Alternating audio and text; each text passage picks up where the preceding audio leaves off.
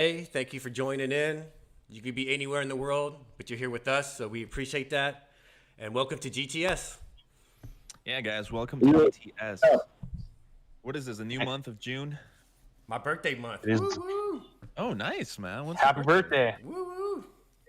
When is it? 16th. Woo-hoo. Ooh, nice. Okay, what are you turning, like 23, right? Something like Yeah. that. He's turning 29. 29, 29. Turning 29. 29. Sorry, I was 6 years. Yeah, turned I was 6 years 29. off. Guys, welcome to GTS today. This Friday. It's gonna be really fun.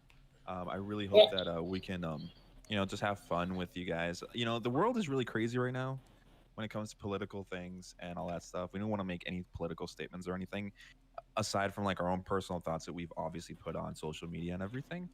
But we just hope that you guys are keeping safe. You guys are, staying at home and building and having fun with with the hobby, because that's what we do, right?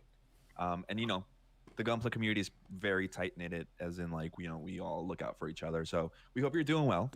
But we have a really awesome special episode, just like every episode. I just always say that. But we have with us this week the OG, the original winner of the future build of the week, number one. Do it, Justin. Do it. Do it, Justin. Do it. Do it, Justin. Do it.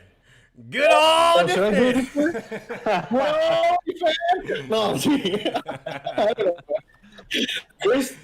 Okay, so good old defense technology. The guest that we have today, his name is also Chris. So for this episode, we're gonna switch it up. So our original Chris is gonna be Rotsy, based on his Instagram tag, and then our guest will be called Chris, right? So yeah, man. So I'm sorry, but Rotsy's the one who started all this northern thing, northern slang. Like, look at that truck. Well, that's the South. It's the South, man. That's what we do. Oh, yeah, sorry, man. That's the South, man. Yeah. It's okay. So he's the one who started all this. So don't take this into offense. All right. So. But we do have good old technology over here. So could you please introduce yourself, Chris? Yeah, some of you guys may have seen some of my stuff under the tag Good Old Defense Technology, Christopher Goodall, and I'm really happy to be here today with GTS. I got a random tag one time from Rotsy saying, "Hey, man, you should enter that in our show," and I'm like, "What show? What is this thing?" And then, here we are today, and the people I've met have been really awesome, and it's just really a new adventure for me. So it's cool to be with you guys tonight and to be able to share some of that progress and just talk what we all enjoy. Nice. That's awesome. Yeah, so there you go. I mean, you hear him, eloquently speaking and everything. Look at that. Can we just talk about his mustache for a little bit? Can we, let's talk about the Salvador Dali mustache. I love it. The artiste, I love man. it. He's an artist. I love it. It's awesome, dude. I wish I could grow. Like, we were talking about this with Saintism. I can't grow any facial hair at all. Like, it little just stops growing after like a centimeter and it's gone. But look at that beautiful. It is both a blessing and a curse. So I've heard. So awesome. With great stash comes great power, or responsibility, I should say. Oh God. So guys, it's massive great to have here with you guys this Friday. We have obviously I have my co-host. I'll let them introduce themselves. The normal guys, the regulars, whatever they want to call themselves, the GTS fam. So please go ahead, guys. I'm gonna stay quiet and drink some Coke. I go first? Okay, I'm Justin. I'm Justin from Studio G. So currently, I'm super happy to have Chris here with me, Rotsy, and of course Jazz, which is my beautiful boy. You know what? One of the best things that in an entire week is that to have this kind of to have like the show, and then we gather here and we just talk, like we just nerd out every single week, and we're really grateful to have you guys to join us here in the live chat. All right, Chris, take it away. How do I top that? That's messed up, man. What's up, man? Oh, come on, man. It's Rotsy. I'm Gunpla Rodzi. I'm from Atlanta. I love Gunpla, and I also love like joining you guys every single week. Like I really look forward to like putting the show together. I love seeing everybody in chat and GTS baby. Yes. We were talking to Chris about this yesterday. So we're talking about how it's a selfish thing, right? This whole show, because we just want to meet the people that we admire, inspire, and obviously ever since the first week, his work has been really awesome. I mean, he was the first winner, and we just have him, Exactly. right? So We all remember the yellow mustard, the camphor, right? Yep. That thing is like, oh man, that is like, I don't know, man. It reminds me of Jamaica somehow. Of Jamaica. Yeah, man. It's like, I don't know, man. It reminds me of Jamaica. I don't know. And it is a tropical color scheme, so you're not entirely I incorrect. was about to say it's tropical. exactly, right? So yeah, man. I mean, ever since that build, I mean, like everything that the name Goodall Defense Technology came up, it has been like a joy for us. It's like, oh, here comes our regular. Here comes our regular. Yeah, I love it. I love the name, bro. I've always loved the name. That's why I scream it. If I didn't like it, I wouldn't scream it. Trust me. So how did Exactly. it come to be, man? Well, I for a period of time I was manufacturing holsters for firearms out of Kydex, which is like a thermoplastic, and I was also doing Cerakote, which is kind of like a powder coating that you would use through a high volume, low pressure airbrush. So that was my business name at the time, and then eventually, due to moving around, finding some new work, I ended up kind of abandoning that business. But I kept the business page open, and it just sort of morphed into a special projects page. And I thought, well, gosh, I mean, it's a hobby. If I'm doing this, I can do this, and I just started integrating it. So I kept the name, and then I felt, well, it kind of sounds like, you got Anaheim Electronics, Zionic, Zimad, Goodall Defense Technology. Why not? Just kind of goes along with the whole thing. Yep. I mean, it works. Yep. And it rolls off the tongue It really sticks. good. It sticks. It sticks. That's the problem. It sticks. You never forget. You just never freaking forget, right? So it's a good name to start. And Right. it's become a part of the show. So Yeah. the good old defense technology, and it really has become- You know what? You're right. Just for old time's sake, Chris, can you Razi, can you do it one more time, please? Good At least for old me. defense. Well, Chris, I know you're no stranger to the way we do things on the show, but we would like to start off your segment with some generic questions like we always do with all of our guests. So the first one would be, how did you get started into Gunpla specifically? How did you get started into Gunpla before, how did you get started? Well, it's interesting. I think it's interesting, but my wife and I relocated for work, and I had been into miniature wargaming for a really long time, ever since the mid '90s. And when we moved, across the country. Didn't know anybody over there. Didn't have any, family or friends. Weren't necessarily close to a hobby shop where you could play. And to be honest with me, I got bored. Right? I'm sure a lot of us have kind of ADHD and ADD and XYZ, and that's why we do these things, kind of keep ourselves busy. And I got bored, and I went into a local shop one day, and they had a small selection of miniatures, and I thought, well, it's not going to do me any good to buy any of these because there isn't anybody to play against. And like literally, I heard something behind me, and it's kind of like, oh, and I turned and I looked, and there was this Gunner Zaku right in a cabinet, and I'm like, damn, that thing's pretty sweet. And I looked at the price, and I said, it's not really expensive for what it is. I pay the same price for something this big, and I get something this big. Let me try it. And as you all know, it's like crack. So I got hooked on it pretty quick. I think it's worse, man. Probably more expensive. My friend Gundam and Coffee on Instagram, I know him in real life for like 23 plus years. When I started, he was like, dude, don't get into it. I was like, what do you mean? He's like, don't get into it. It's crack. You're going to go broke. And I was like, what do you mean? Then, yep, he was right. Completely right. Yeah, it happens, man. It really is something that you get into and you just can't stop, right? An obsession even. But anyway, so when did you move? Because it says, when did you start, right? That's another question. When did you start? So we've been here a year now. So, we moved about a year ago, and I would say I probably honestly didn't start doing this maybe until 6 months ago. So that's how new into Gunpla I am. So we started probably on the same time, me and you. We must have started somewhere around January. I bought my Yeah. first Gunpla because of Christmas sales that was going on. That's why I bought it, right? I bought 3 kits at a time. You're absolutely right because I got my compressor and airbrush for Christmas. So yeah, you're 100%. Wow. Damn. Yeah, it's not even Damn. long. Seriously. I That is started. I really started good. in November. Like it's probably just a month before y'all. Yep. Yeah, man. That's how quick it can take over, It right? does. So for anybody who's Exactly. make sure you know what you're Exactly. getting into. Yeah. This is like But a it's healthy awesome. type of crack. It's been great. It's been therapeutic. It's been fun. I've met a lot of cool people from it. It's definitely been a awesome hobby. It's a very Yeah. positive thing. It is. One of our It's- viewers is asking Stephen Hill, who is a regular too. You know, a lot of love to you, Stephen. Everybody watching, Last Line, Noble. My mom is on. Hey, mom, I love you. We have my brother Chris. But anyway, we go into Stephen Hill. He says, "Good old defense technology. Are you going to do a hakushiki? Damn. Are you ever going to build one?" Yakushiki. That's an interesting question. Stephen, if you have a opportunity to tell me or tell us why you might want to see me build that, it's not something that's really ever registered on my radar.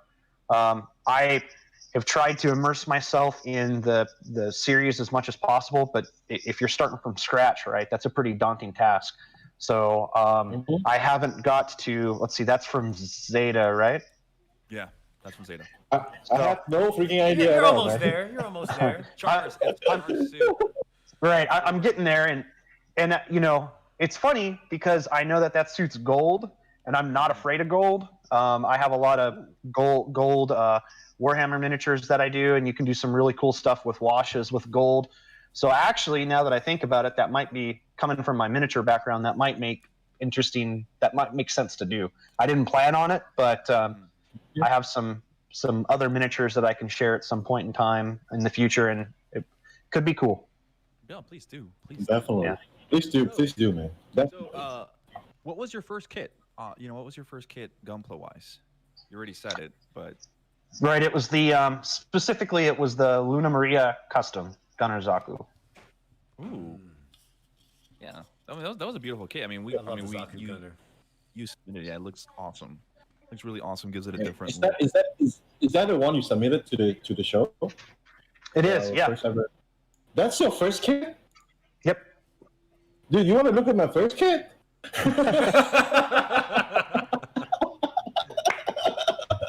Dude, I'm so impressed, man. I'm freaking impressed. Yeah, you don't want to see my first wow. Thank you. Wow, man. Well, I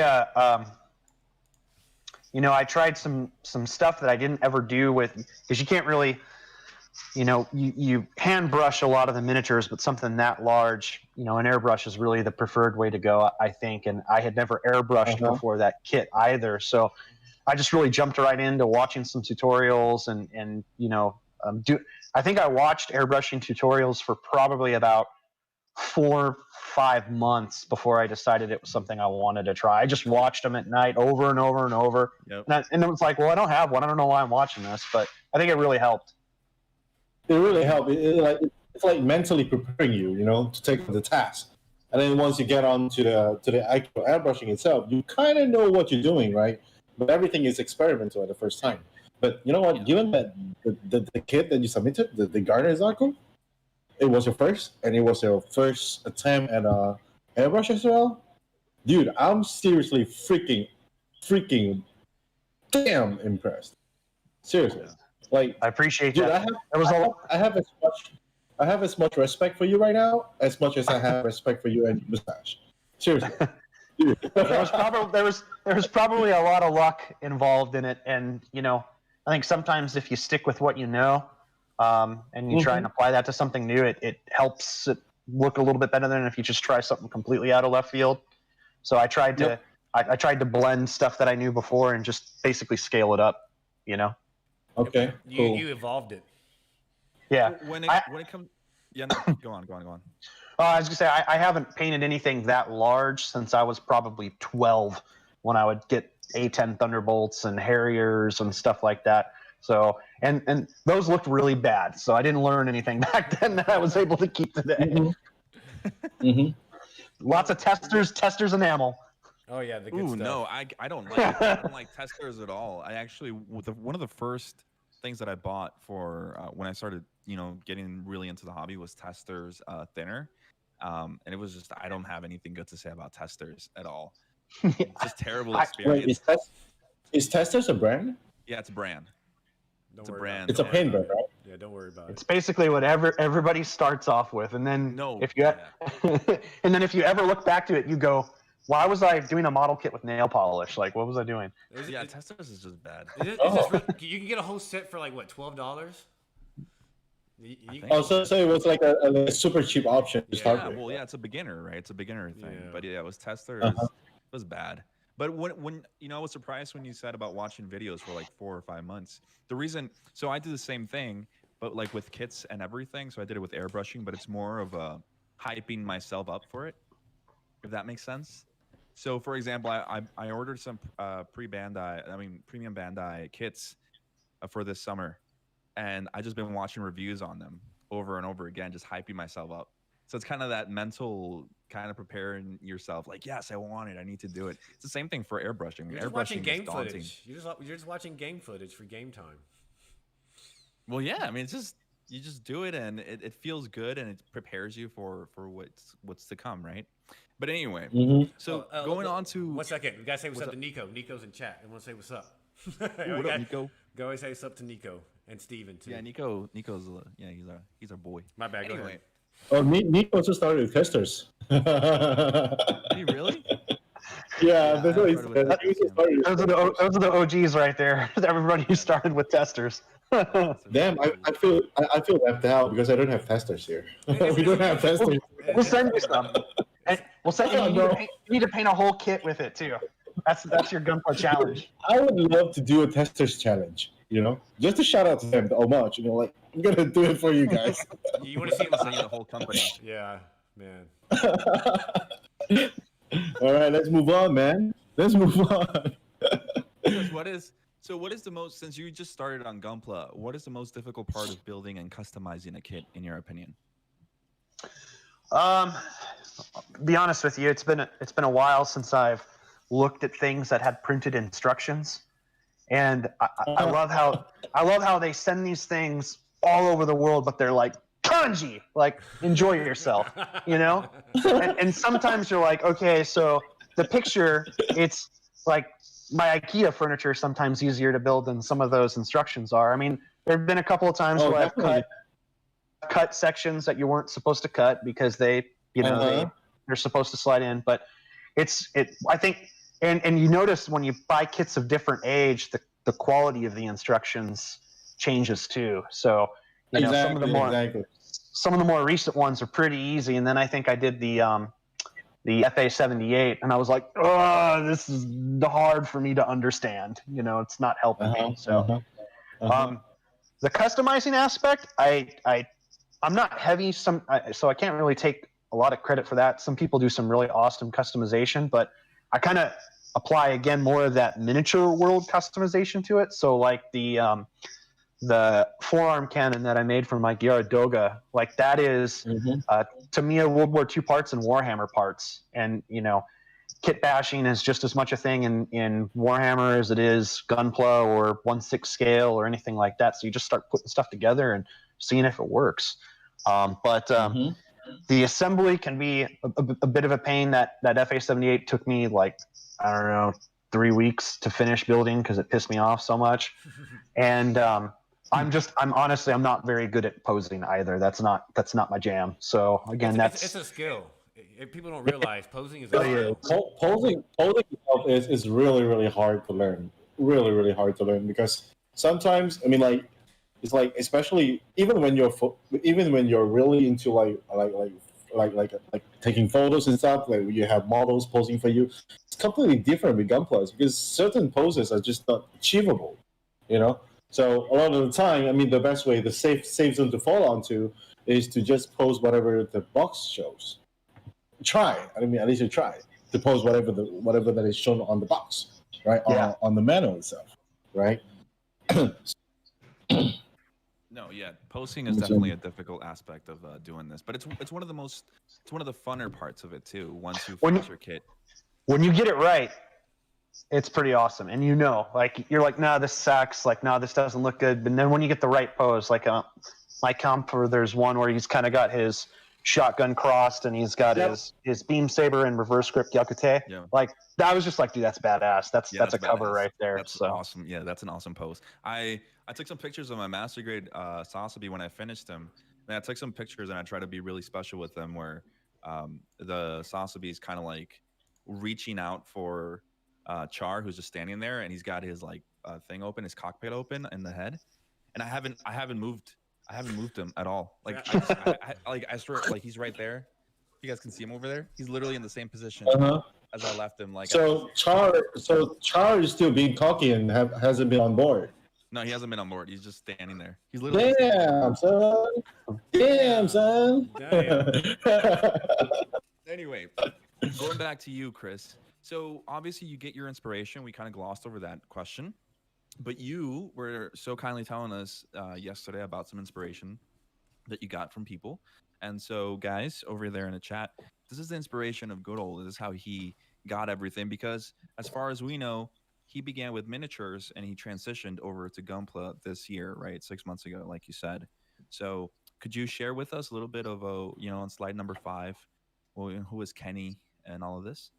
Yeah, I want to give a quick shout out to my boy Kenny Boucher.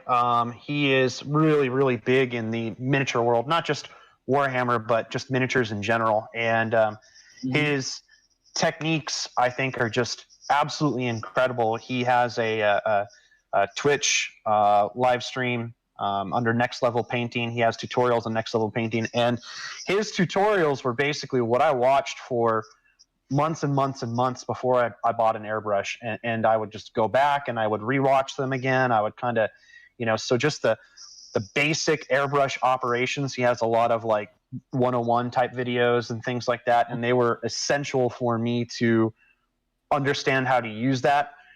And sometimes we take for granted having friends that live nearby that do the same thing, right? Because you can just, with Warhammer, you go to a store and they have a table set up and everybody sits down and you start painting and it's cool, right? But I didn't have that, so I really had to learn from what was out there. Kenny's style, super unique, and I highly recommend anybody looking into getting into airbrushing just to start watching those videos and getting, like you said, inspiration and kind of getting pumped about it. But at the end of the day, you just gotta try it, right? The worst that can happen. It's one of the reasons why I use acrylics. Drop it in a bucket of simple green or LA's totally awesome, and pick it up a couple days later and start over. You know what I mean? Yeah. You can always start over. Like even when you're using lacquer, it's a bit tough, but still, you can start over. Yeah, you can start over, just some thinner. So you never painted with lacquer then? No, I used enamel back, in the old testers days, and then with minis, with them being just so small and I've always needed to do stuff in very limited time frames, so I look for like quick dry, real easy cleanup, no fumes, stuff like that. So just I don't use any lacquers at all. Everything I've done is 100% acrylics. Not saying that that's the right way to do it. That's just what I've used. No, so I mean, I was talking to a friend who used to play a lot of Warhammer, and he even bought like one of those $500, $700 big ones. Apparently, that you put out in the field, and he's super overpowered. Titan. Yeah, a Titan. Yeah, there it is. He had like a big one. And he says it's Derek. The guy I'm talking about is Derek, the one from CGC, right? It's from Calgary Gunpla community. He told me that Warhammer guys normally just use acrylic, so they're kind of just stuck to the acrylic part. But when it comes to Gundam, the moment you start using lacquer, I promise you're not gonna want to go back to acrylic. I promise you. Dude, you're like probably 6 hours from me, bro. I will send you some Gaia notes. And you promise. I'm gonna send you some. You're only like 6 hours away from me. Across my nipple, not only my heart, but my nipples too. You'll be my present. You'll never go back. Show. Yeah, you won't go back. Dude, we're all lacquer boys here. We're all lacquer boys, right? So I mean, I started with. I use the acrylics for the I forgot what it's called, like the whitewashing, whatever, or the Mirror wash. Oh, the weathering. Yeah, Is it yeah. for weathering? Yep. Yeah, man. I mean, I started with acrylic as well, and then as soon as I jump on the lacquer ship, bro, I never go back. Never, never. You know, that's I had the paints left over from the Minter stuff, so obviously I was able to Yeah, use recycle those. and transition them in. And then I felt Uh-huh. I honestly I didn't really feel a need to change, and it worked well for me. So I stuck with it, and I think the results have been all right. So that's one of the cool things about this is there are no rules, right? Yep. So you can No, kind there's of no rules. Man. There's no you can rules. do whatever. Recommendations, encouragement, but there are no rules, bro. Generally.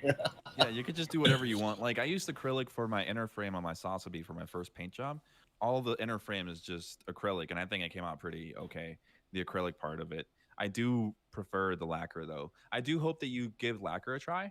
But like you said, it's freedom. You can do whatever you want. And if that works for you, you said I heard a lie in there. You kind of like put a lie in there. You're like, I think the results have been okay. They've been more than okay, dude. Your work has been fantastic. Okay. Exactly, Right man. on the money. Exactly. Modesty, Yeah. modesty. Right. Yes. Right. Let's say a quick question though on slide number 5, and I was reading some of the chat. They were talking about the sword on this miniature. Is this a kind of technique that you guys do over there in Warhammer? It is actually. If once we advance a little bit further into the show here, you'll see some of that.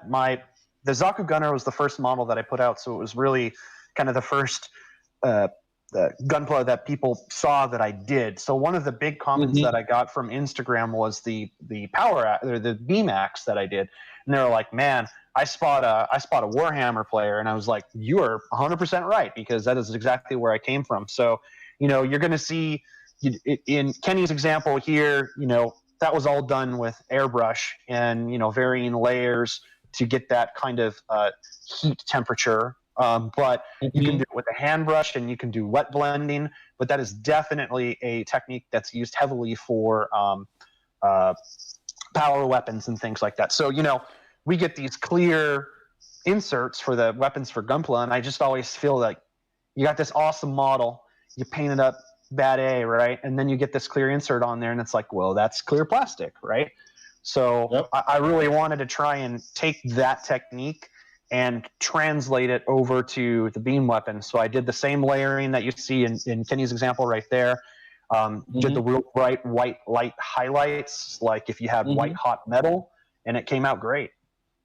Yep. Awesome. It did. This guy It has a did. lot of It's skill, awesome. obviously. He has a lot of skill. So who is this guy on slide number 8? Because this is a different guy, right? Let's see here. The one with the blue background. The blue background. Is that the Marine? Is that the Marine? or something? So that's it's interesting because one of our entries, one of the Gunplas of the Week entries was an ultramarine themed Gunpla. So obviously that's a guy who came from Warhammer as well. Yep. So we got that. Now this one here on this slide, that is from Corvus Belli Infinity, which is another very small skirmish miniature game. Those are really, really small and they're pewter, and they don't have as much detail as the Warhammer miniatures do. So Angel Heralda's, is amazing. I bought his book. He has a book called Angel Heralda's Masterclass Volume 2. He also has tutorials on YouTube. But between Kenny's tutorial videos, right, because it helps to be able to watch someone do it, and going through Angel's book and understanding certain color theories, why maybe in some instances you wouldn't want to prime with black so you can see the volumes, the zenith highlighting, which I did on the Comfer and the Gyaradoga, which a lot of people had commented about since the surfaces were really flat. He does a real good job of explaining all those techniques. Man, you just sound like you have such a wealth of knowledge based on Warhammer that you have been transitioning over to Gunpla, and it works so well. And it's really awesome to hear this other side of the world because we haven't really had a Warhammer guy come in yet, or specifically talk about Warhammer.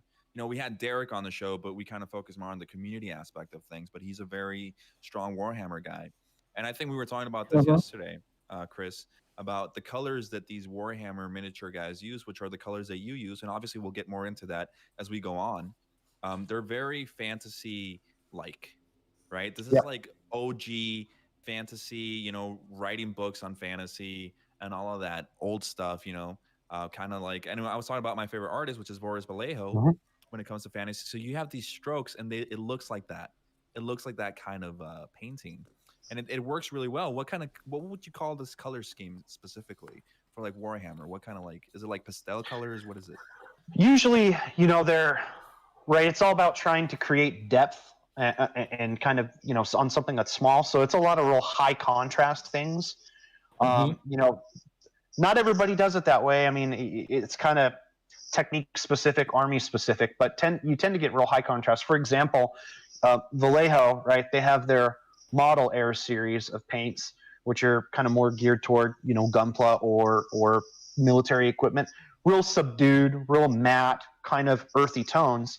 But then if you look at their game airline, which I have, crazy colors, you know, real bright oranges, real bright pinks, real bright, you know, just real vibrant things that you can create, you know, very strong contrast with. So, you know, A lot of really highlighting. utilize, yeah, a lot of highlighting with those high contrast colors, you know, and creating the depth in the models. So that's how it. Okay, yeah, because you can see, and it's so small, you know, to be able to show, because these things are like this tiny, right? I mean, they're anywhere from that. I was gonna say I don't have one. Seriously? Here's the perfect example. So I'm here's a leg panel from a MG Zaku 2, right? For Okay. reference, so everybody can kind of know how that's about your average humanoid size in Warhammer and height. Wow. God damn. What the hell? Yeah, Warhammer. We've always talked about this, you know, Rotzi and Justin, like on the show, how Warhammer guys are just crazy. They're crazy. Exactly. Like, you know, We always say that.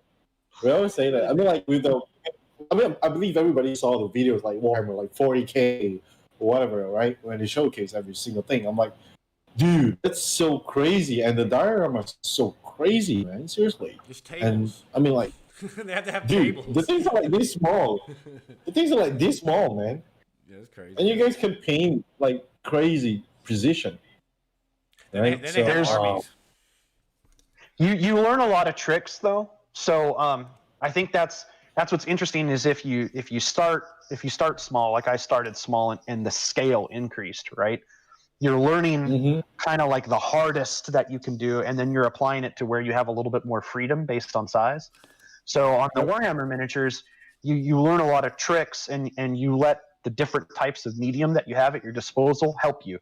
So like you really let the washes do a lot of the work for you, or you let the glazes do a lot of the work for you, or you let the inks try and do a lot of the work for you. And there's a lot of, you know, I think Kenny likes to call them hacks, right? And that's really what they are, is they're kind of hacks to get really good results with, I don't want to call it minimal effort, but you know, you don't have to go crazy and spend tons of time on this one part to get it just right. There's things that can assist you in doing that.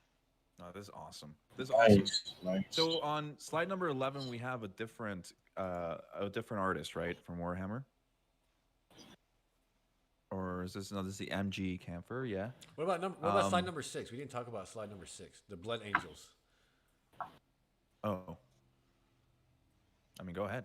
Yeah. That's some nice shading. Yeah.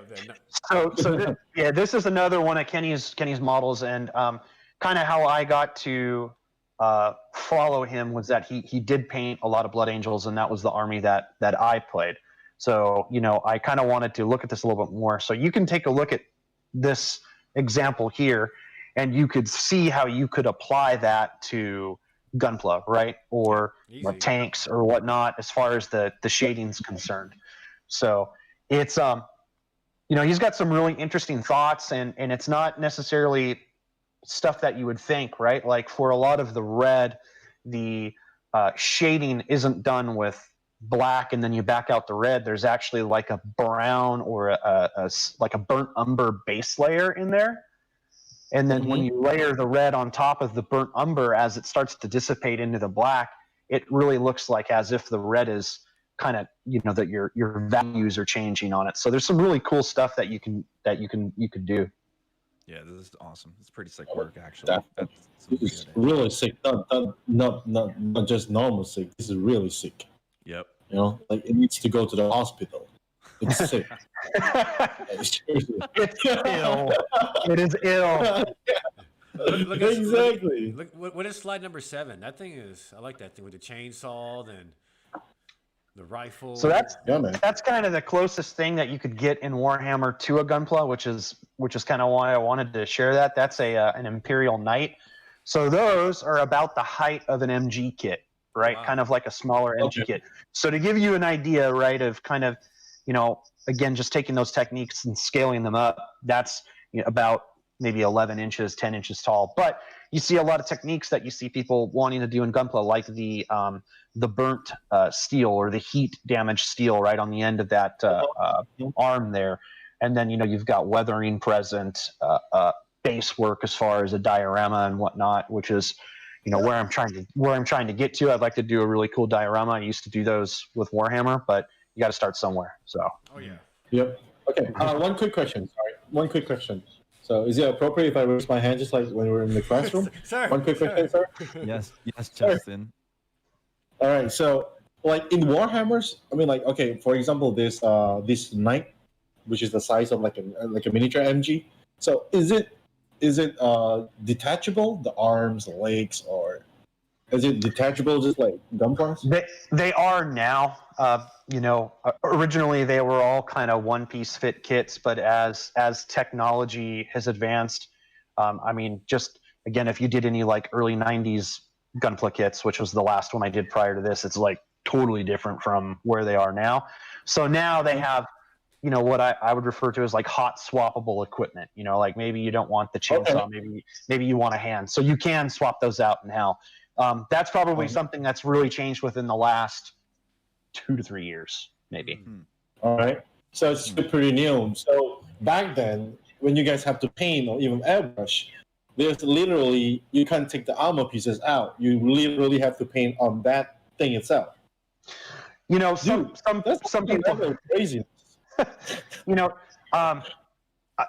Some people will paint the miniatures, because they do come in pieces, and you glue the pieces on, and then they're done. They're fixed once you do that. Some people do paint in sub-assemblies, like people do with Gunpla. I never did because, truthfully, I was, I guess, lazy, for lack of a better word.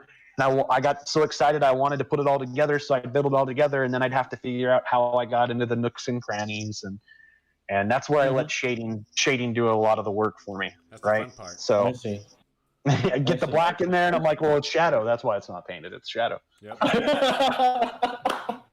Or you put the rust in the Totally dirt got in you. Totally got you. But definitely Warhammer sounds really super interesting. Yeah, it Super really does. interesting. But There's a ton of people who just buy the models and don't even play the game. They just buy them and they just paint them. I mean, So they're awesome. They are awesome, man. As a work of art, I mean, it is a way where you can express yourself, right? I mean, like, is there any necessary like color scheme that you need to follow for, like, for example, ultramarine or space marine or something like that? Do you have to follow the color? if you wanted to be in competitive play and that was your cup of tea, yes, right, because there may be rules behind that. That was kind of one of the things that, if you want to be creative and you want to do stuff, maybe it stymies you or stifles you a little bit. And that's kind of, I love the Blood Angels and I love the red and I didn't have a problem with it. But at the same time, if I wanted to paint one a different color, and I brought it and I set it on the table, people would be like, well, what is that? Oh, it's a Blood Angel Terminator. No, it's not. It's the wrong color. Well, okay. So pretend it's red. No, I'm not going to do that. Exactly. That happens sometimes. I'm like, so, that's why a lot of people just like it for the hobby aspect and not necessarily the competitive play portion of it. Yeah. Just I don't think I could get into the game. I like the miniatures and I've always been interested in them way before I got interested into Gundam. I just never got into it because I knew it was a money pit. But look at me now. Dude, Now. look at that wall behind you, bro. I have a theory. Every hobby costs the same. It doesn't matter what it is. Right. I've done RC cars, I've done actual cars, race cars, Gunpla, Warhammer. It all costs the same amount of money, thousands and thousands of dollars. Yeah, he's right. So you know, Totally get you, man. Totally get you. It's crazy. It's crazy. To be fair, and to keep everything in order, we have been spending a lot of time, guys, on his inspirations. We haven't even gotten to his own work. Imagine. No, that's fine. That's fine. Yeah, What I do want to do is showcase your work, right? So we're gonna skip a little bit over to slide number 14 real quick before we go on to his works, because I do want to talk real quick about the Sotheby. This is another one of your inspirations, real quick, right? But I see that he has done more like more of the bigger kits or anything. Do you have anything to say about the way that he did this Sotheby? Because this is a really weird color. Yeah, I really like. When I saw Don DC23, when I saw him building this, I was like, dude, where are you going with this? These are some crazy colors, and they weren't easy colors to work with either. You know, I don't particularly think orange is easy to work with. I don't know if that's like an emerald color or like a teal maybe would be better. They were very, very difficult colors, and then seeing it all come together, I was like, you know, that actually works.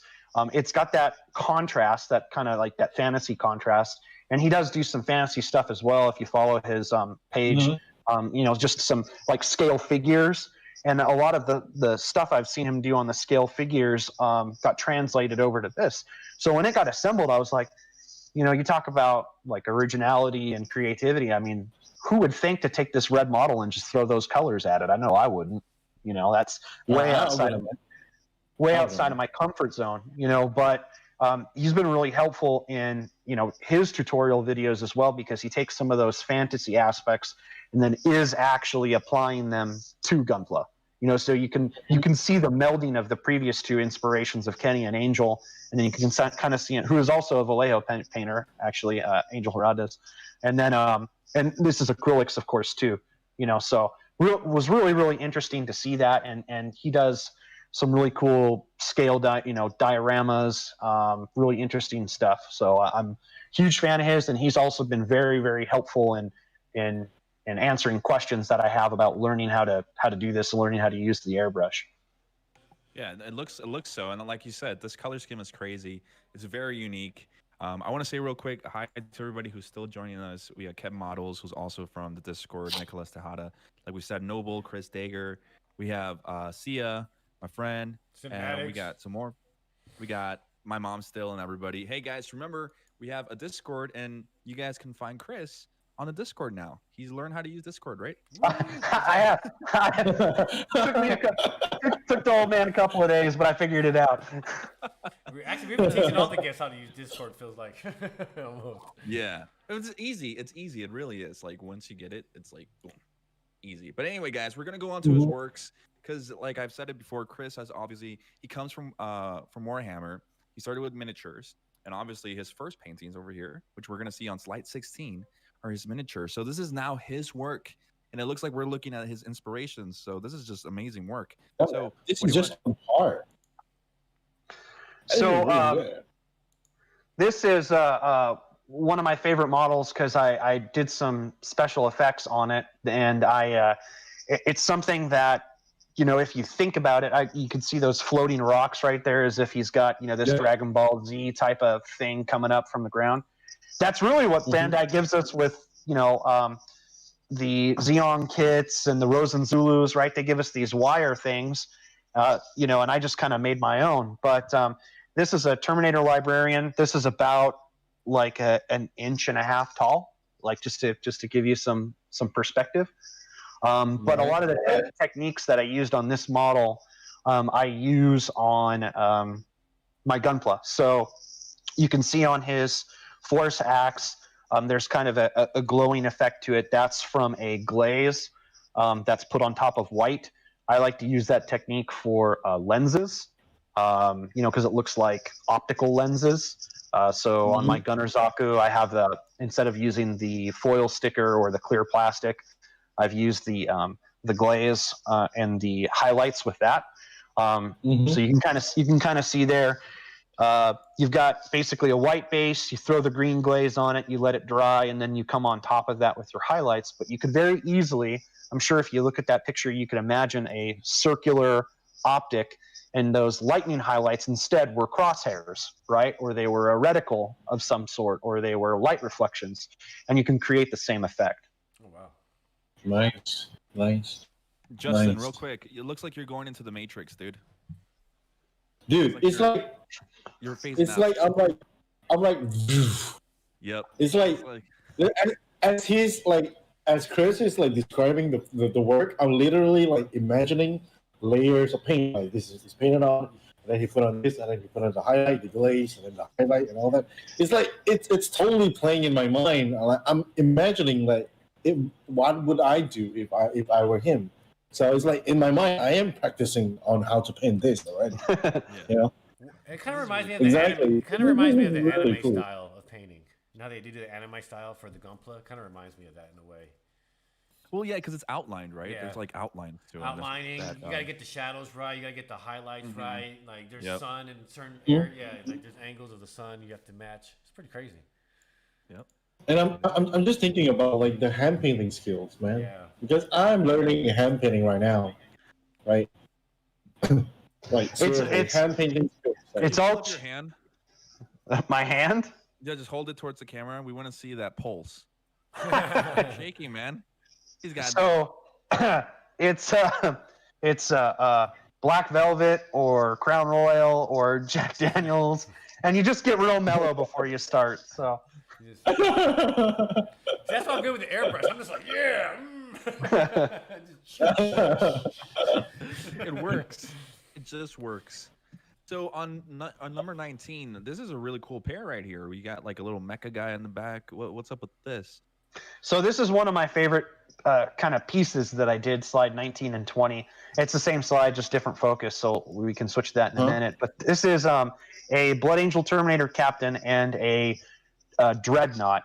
In back, the dreadnought is basically a soldier who has his physical body has been destroyed, but his brain still lives on. So they're like, hey, you still got brain function? We're going to throw you in this electronic sarcophagus, and you're still going to work for us for a little while. How's that sound? So, basically that's a tomb. Yeah, that's a tomb in the center that's animated. What I did was I named this that is Captain Varinus and Dreadnought Pulo.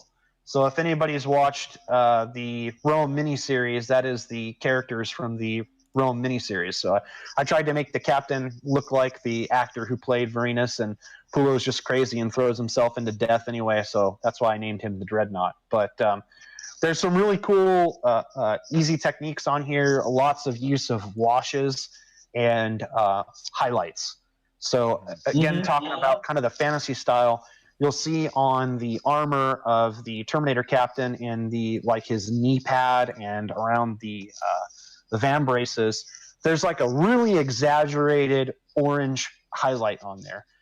Yep. In real life, would that be the color that highlight would be, or that would look like? No, it wouldn't. But we're exaggerating things for effect and getting it to pop on the tabletop. So that's kind of why there's that extreme highlight on it.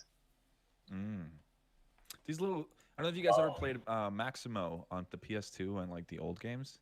These kind of characters remind me of that. You guys probably never played it, but yeah, that's what I'm thinking of right now because that's what they look like.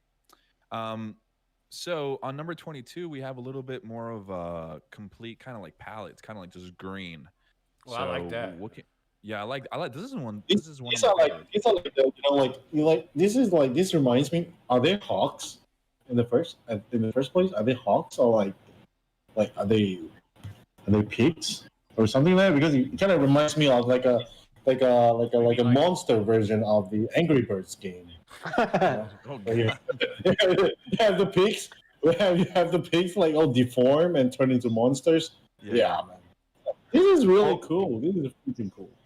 These are all Chaos characters, and see, Kev Models he's a Corn Chaos player. I think I saw in the comments there. So blood for the blood god, buddy. These are our Nurgle demons, and Nurgle demons are they're putrid, they're filth, they're just mutated. They're smelly. There's flies, right? So I was trying to make these look just gross. So you can see I used some special effects down on the base. There's the slime. Mhm. I tried to make the cloak look like skin, like if you just had a cloak made of skin on there. But you've got, again, heavy use of washes, heavy use of glazes. So if you look at that flame, that kind of ethereal flame coming out of there, that was a white base with a couple of different washes applied to it. And then, you've got a special effect paint on the bottom to give that cracked base. You could always use that in a Gunpla diorama if you wanted to. There's tons of stuff that carries over. If you take a look at the chainmail that's kind of on the back cape, that was done with a combination of it's really simple. You would do a base color of your dark silver. You would then cover the whole thing in a wash, let the wash dry in the recesses, and then you could come back with a lighter silver dry brush over the tops of those chains, and you've just created your 3D effect. And the whole thing's done in maybe, I don't know, 10, 15 minutes, because it doesn't take that long to dry. And you're looking pretty golden. Wow. I love how you have this confidence when you speak of this, because you say it's easy. It doesn't look easy, right? I'm sorry. You know what? No. I did say that, and I meant not to say that, because that kind of diminishes people who try it for the first time. It is, I should say, it is a very forgiving process. And you can err and have it not I need to throw this thing down on the ground and I'm done. You can fix it. You can fix it. That's awesome. Yeah.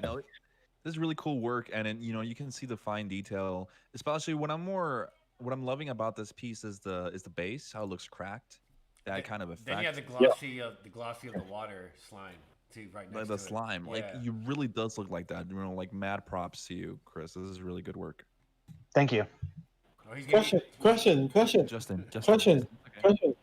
Okay, so when you mentioned about special effects paint, I mean, is there a new kind of paint that is specialized in special effects? Like you mentioned, doing the cracks on the diorama, right? Like the base itself. Yeah, there absolutely is. So you didn't do the cracks. So the cracks are created by the paint. That's correct. Is that again? I talk about those hacks and those cheats, right? So if you wanted to create this, and the interesting thing is that paint has been around in hobby for a really long time. I want to say decoupage, but I could be wrong on that. I don't know exactly what it's called, but basically, other companies have just rebranded it, added color to it. You slather it on the base, and then you walk away, and as it dries, it starts to crack and peel up for you. Just does it for you. That's cool. Oh, okay. But what about size of the cracks? Like, for example, let's say my scale is 1/100 for my Gundams, for example, right? But I can't be having it look realistic when the cracks are this small, right? Like, for example, on your base, those are really small cracks, right? It wouldn't look realistic on the Gunpla set, right? So what you'd have to do, I would think, is you'd have to. Oh, I'm sorry. Okay. What is going on? I think his audio went out. My audio went out? Oh no, he's just waiting for you to reply. I think he's just waiting for you to respond. No, we can hear you, Justin. We can hear you. Oh, okay. No, so basically, Justin's asking how do you make big cracks? He wants to know how to make really big cracks.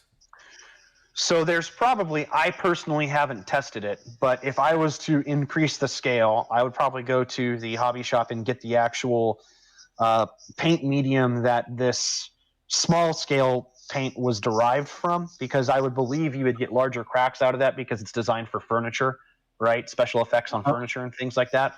But what you also could do is you could make a transition. So some of your larger cracks, I would probably do with pieces of polystyrene, and I would actually make some pieces. You'd cover those with a watered down wood glue to give it a paintable surface. And then, let's say if you had that piece coming out of the ground, at the base of that piece, where it meets the floor, is where you would apply this lower scale. So it gives you the effect of kind of the crack Yep. Deco art. There we go. The crack reducing in size and dissipating as it goes down. So you definitely could still use it, but you would want to probably make some pieces first. Another thing you could use, like I use these. I don't know if you can see them. These are like little stones and rocks. Right? You could just assemble, and those are a lot larger than the cracks from that paint.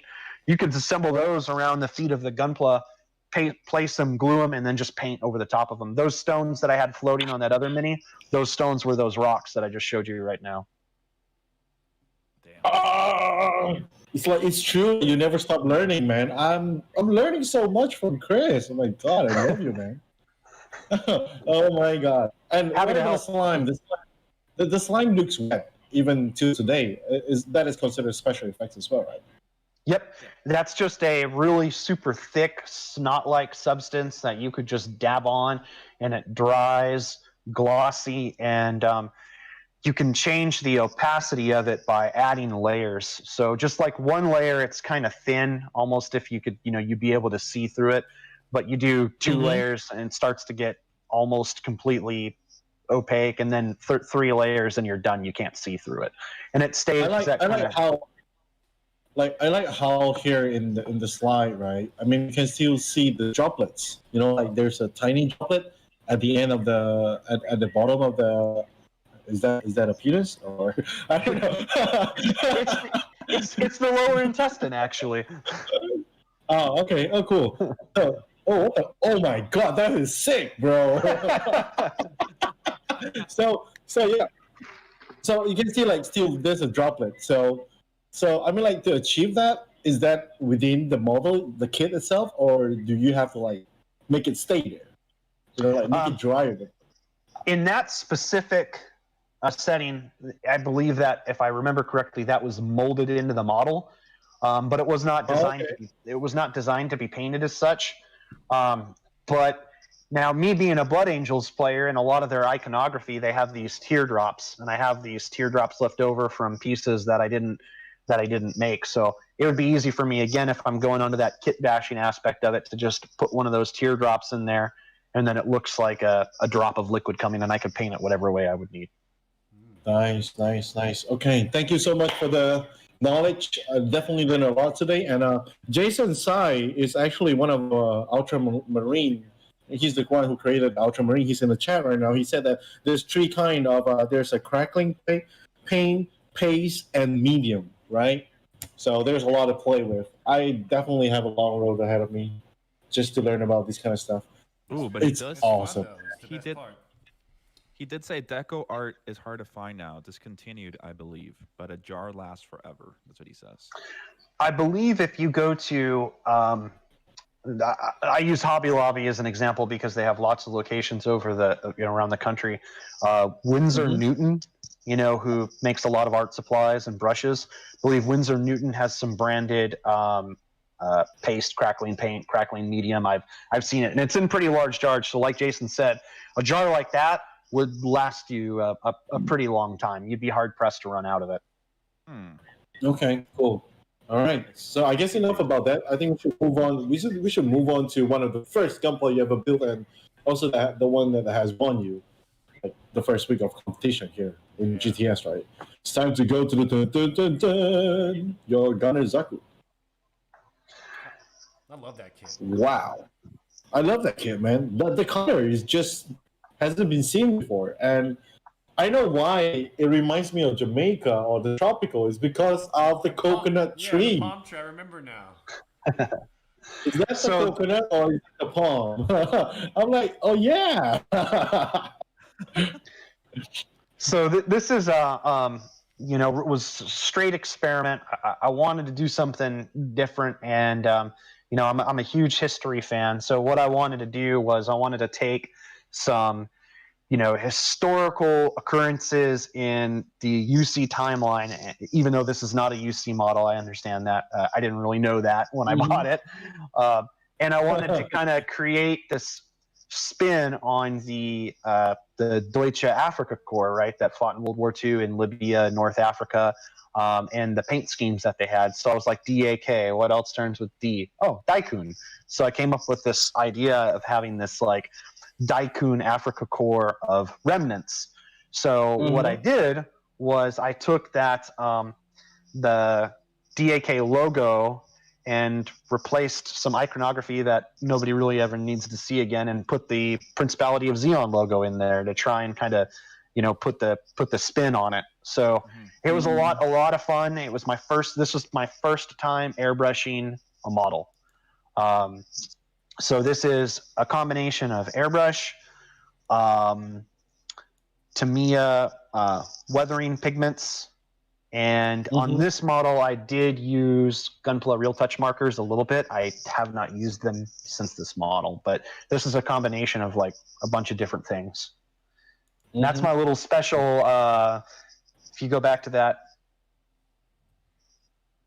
that's my of the left shoulder.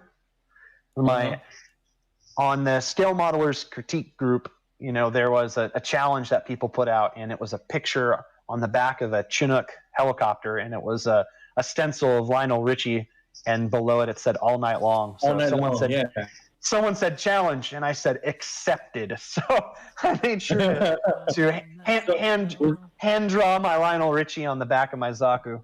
That was awesome. Damn. That's nice, man. Dude, this wasn't in the competition, bro.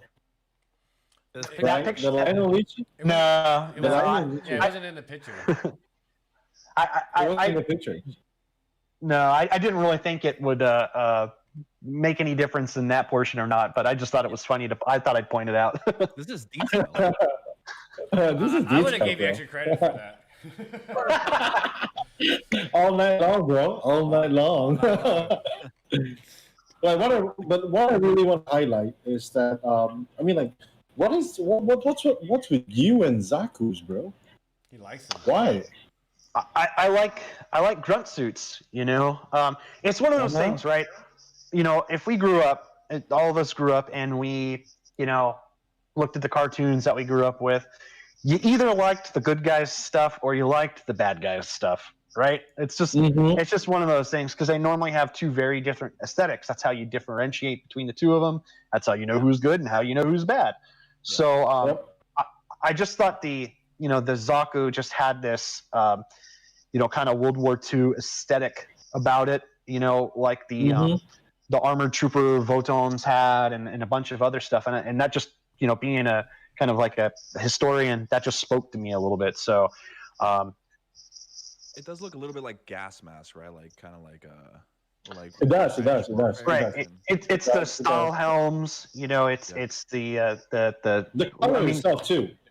Right, and you've even got the Zaku with the Fritz helmet. I mean, they're not even pretending, where that came from, right? Yeah. So, it was definitely the inspiration, and let's face it, the Zaku just, the wind blows and blows up. So it's not like it's great or anything like that. But I like the models.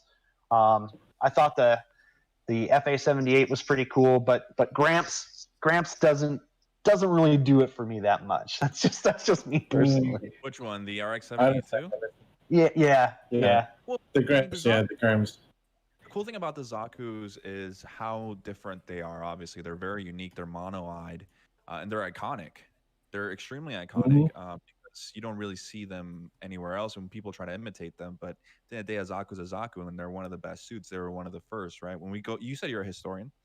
If I probably I don't know if you're a historian of Gundam. They were the first mobile suits that were actually functional before the Gundam frames came out. A proper mobile suit, because previously they only have mobile workers, they only have the cannons, the tank cannons, the cannons, right? So Zaku's were really, really the first mobile suit that can fly out into space. They had to come up with the Gundam frame to mess with these guys up, right? And the Zaku's are just beautiful. They're beautiful. I don't know if you've ever thought about getting the Verka, what is it, the Psycho Zaku? I've thought about it. I've held the box. I put the box back. I've held the box. I put the box back.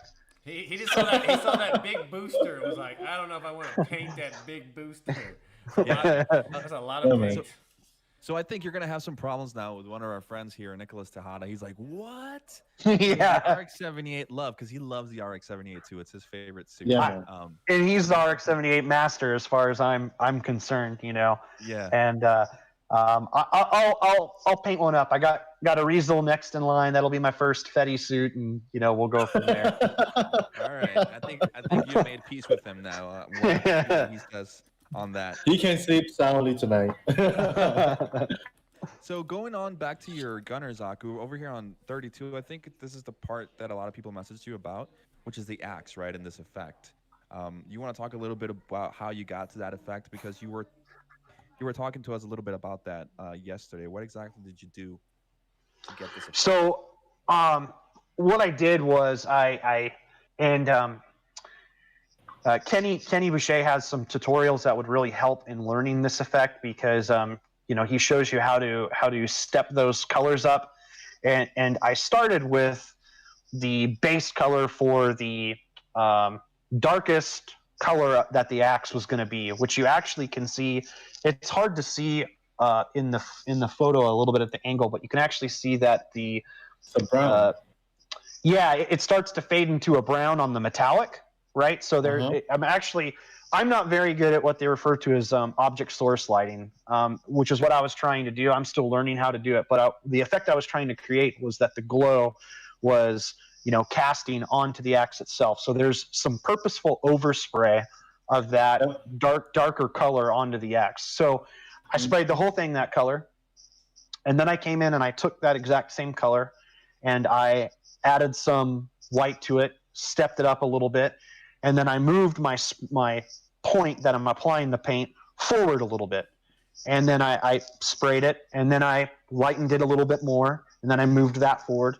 And I basically just stepped it toward the edge, and then I, you know, finished it off with a blend of the yellow and kind of the dark orange that I started off with. So that way I got that kind of rainbow effect. So once that was dry, then I came in with a not quite a pure white, but a kind of like an off-white a little bit, and I highlighted the edges to make it look like at that point that was where the, you know, it was white hot. I was still, even though this is a beam weapon, I was kind of treating it like if it was a heat axe, right? Where it's actually you know, hot metal. This doesn't really apply to this type of weapon, but it, you know, the effect still worked.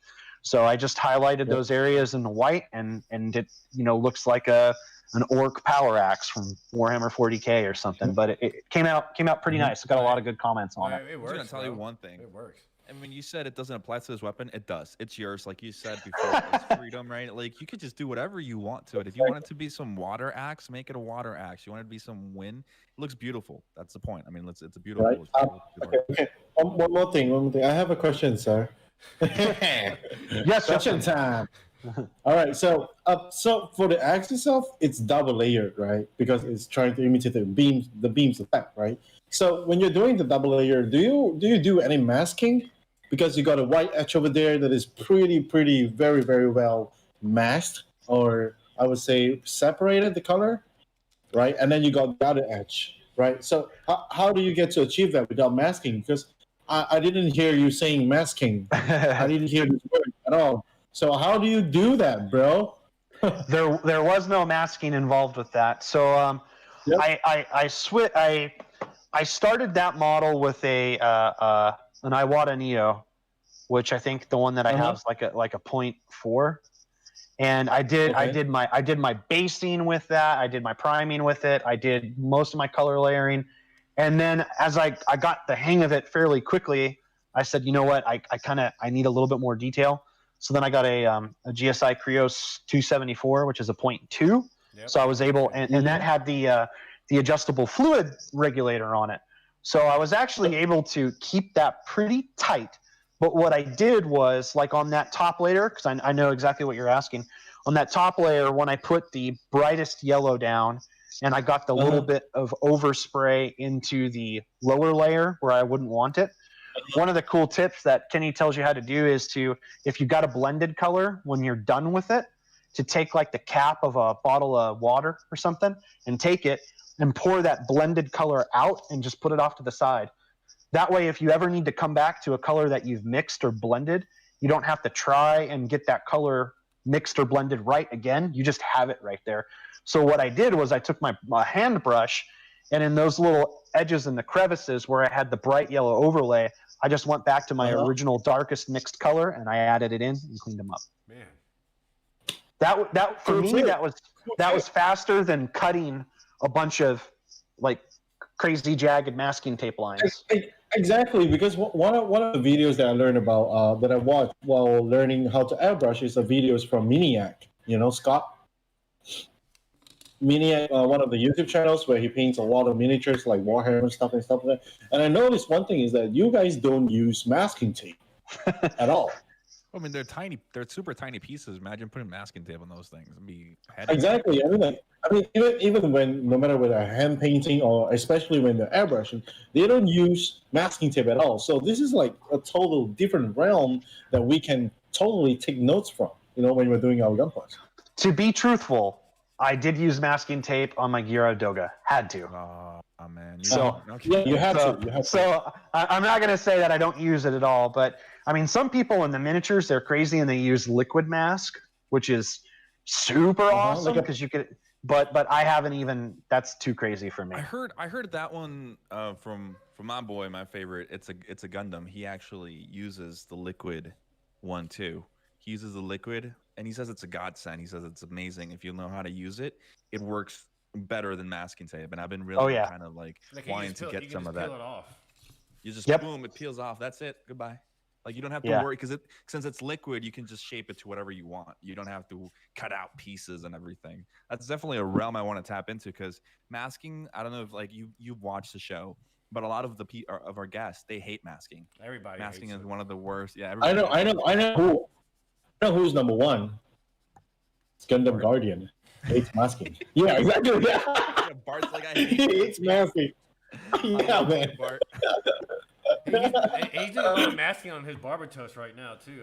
I saw him on Instagram posting about it. It's like his third round of masking on his model. I'm like, oh god. Oh. Ooh. Yeah, exactly, man. Yeah, he had like a stack like this of just all the masking tape. Like, oh. That's crazy. All right.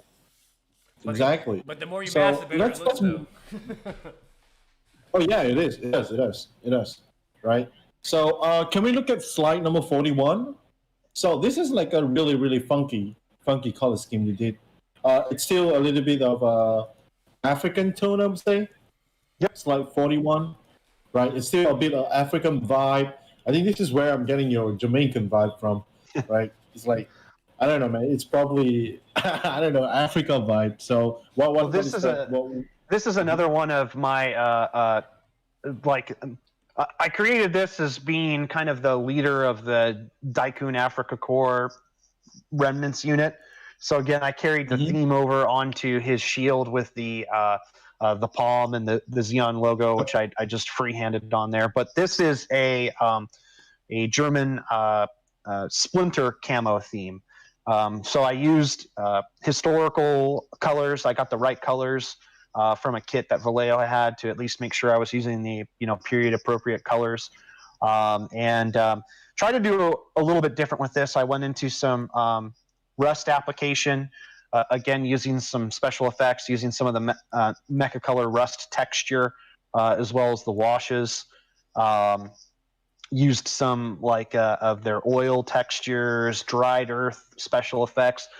There's some really cool special effects in that set. I'm torn between this or my Comfort being my favorite. I really, really like the way this turned out. The splinter camo was total freehand. I had no plan for that. I just started laying masking tape down and bending it and twisting it, and it came out pretty sweet. Mm-hmm. Nice. I'm not sure if you saw my face just now when you say you hand painted the Xeon logo with the palm tree, but basically my face was like. So I drew it on there in pencil, and then I used my Sakura micron liners that I normally use for panel lining to outline it. And then I just came in with some acrylic and filled it in with the acrylic.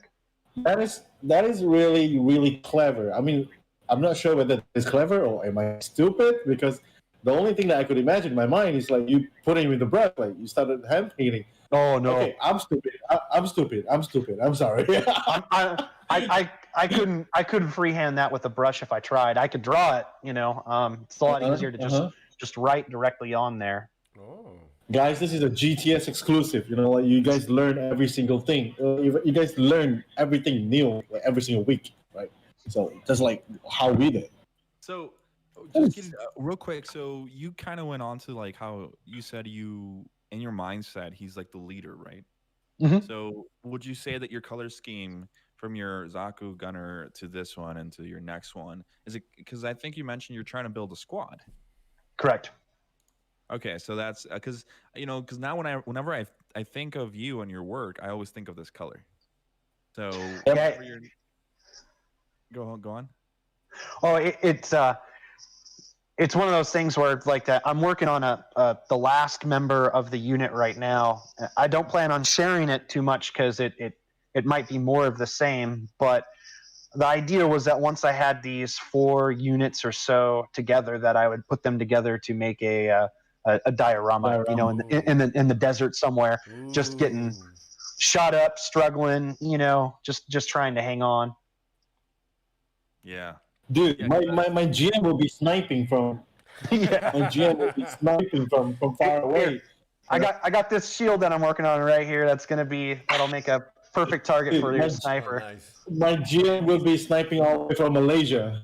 He's telling you, Because like, come at me, I got a shield. That's what he's saying.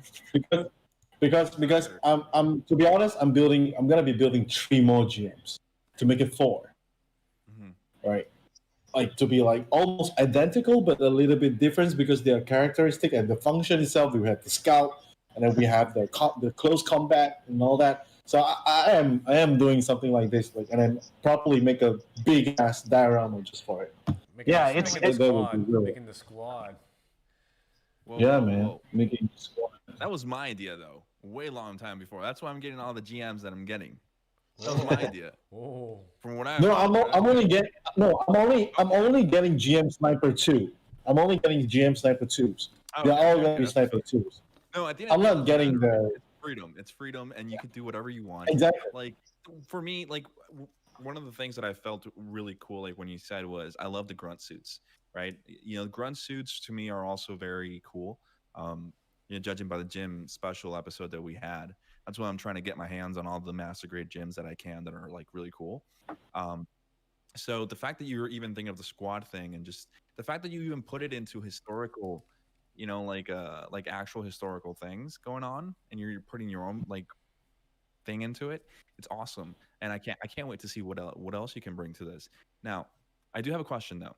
On slide number 52, there is a little bit of weathering that you have. This is like something like this guy went through some sandstorm or something. What was your mindset on this kind of weathering that you went? I'm glad you brought that up because I think in the chat, Gundam Meister had a question about the silver chipping. So, there's a lot of different ways that you can do chipping. One of them is that you can, layer the color that you want to show through the chipping, and then you can put chipping medium on top of that, and then you can paint on top of that, and then you can scrape it off.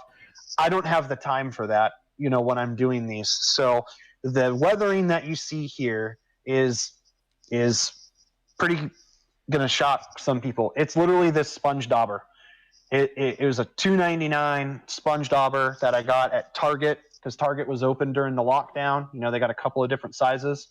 Yeah. And I just come in with the brightest silver that I have, make sure that the dauber is not too wet, and I try and do my best to hit the edges or the high wear areas of that of the model there.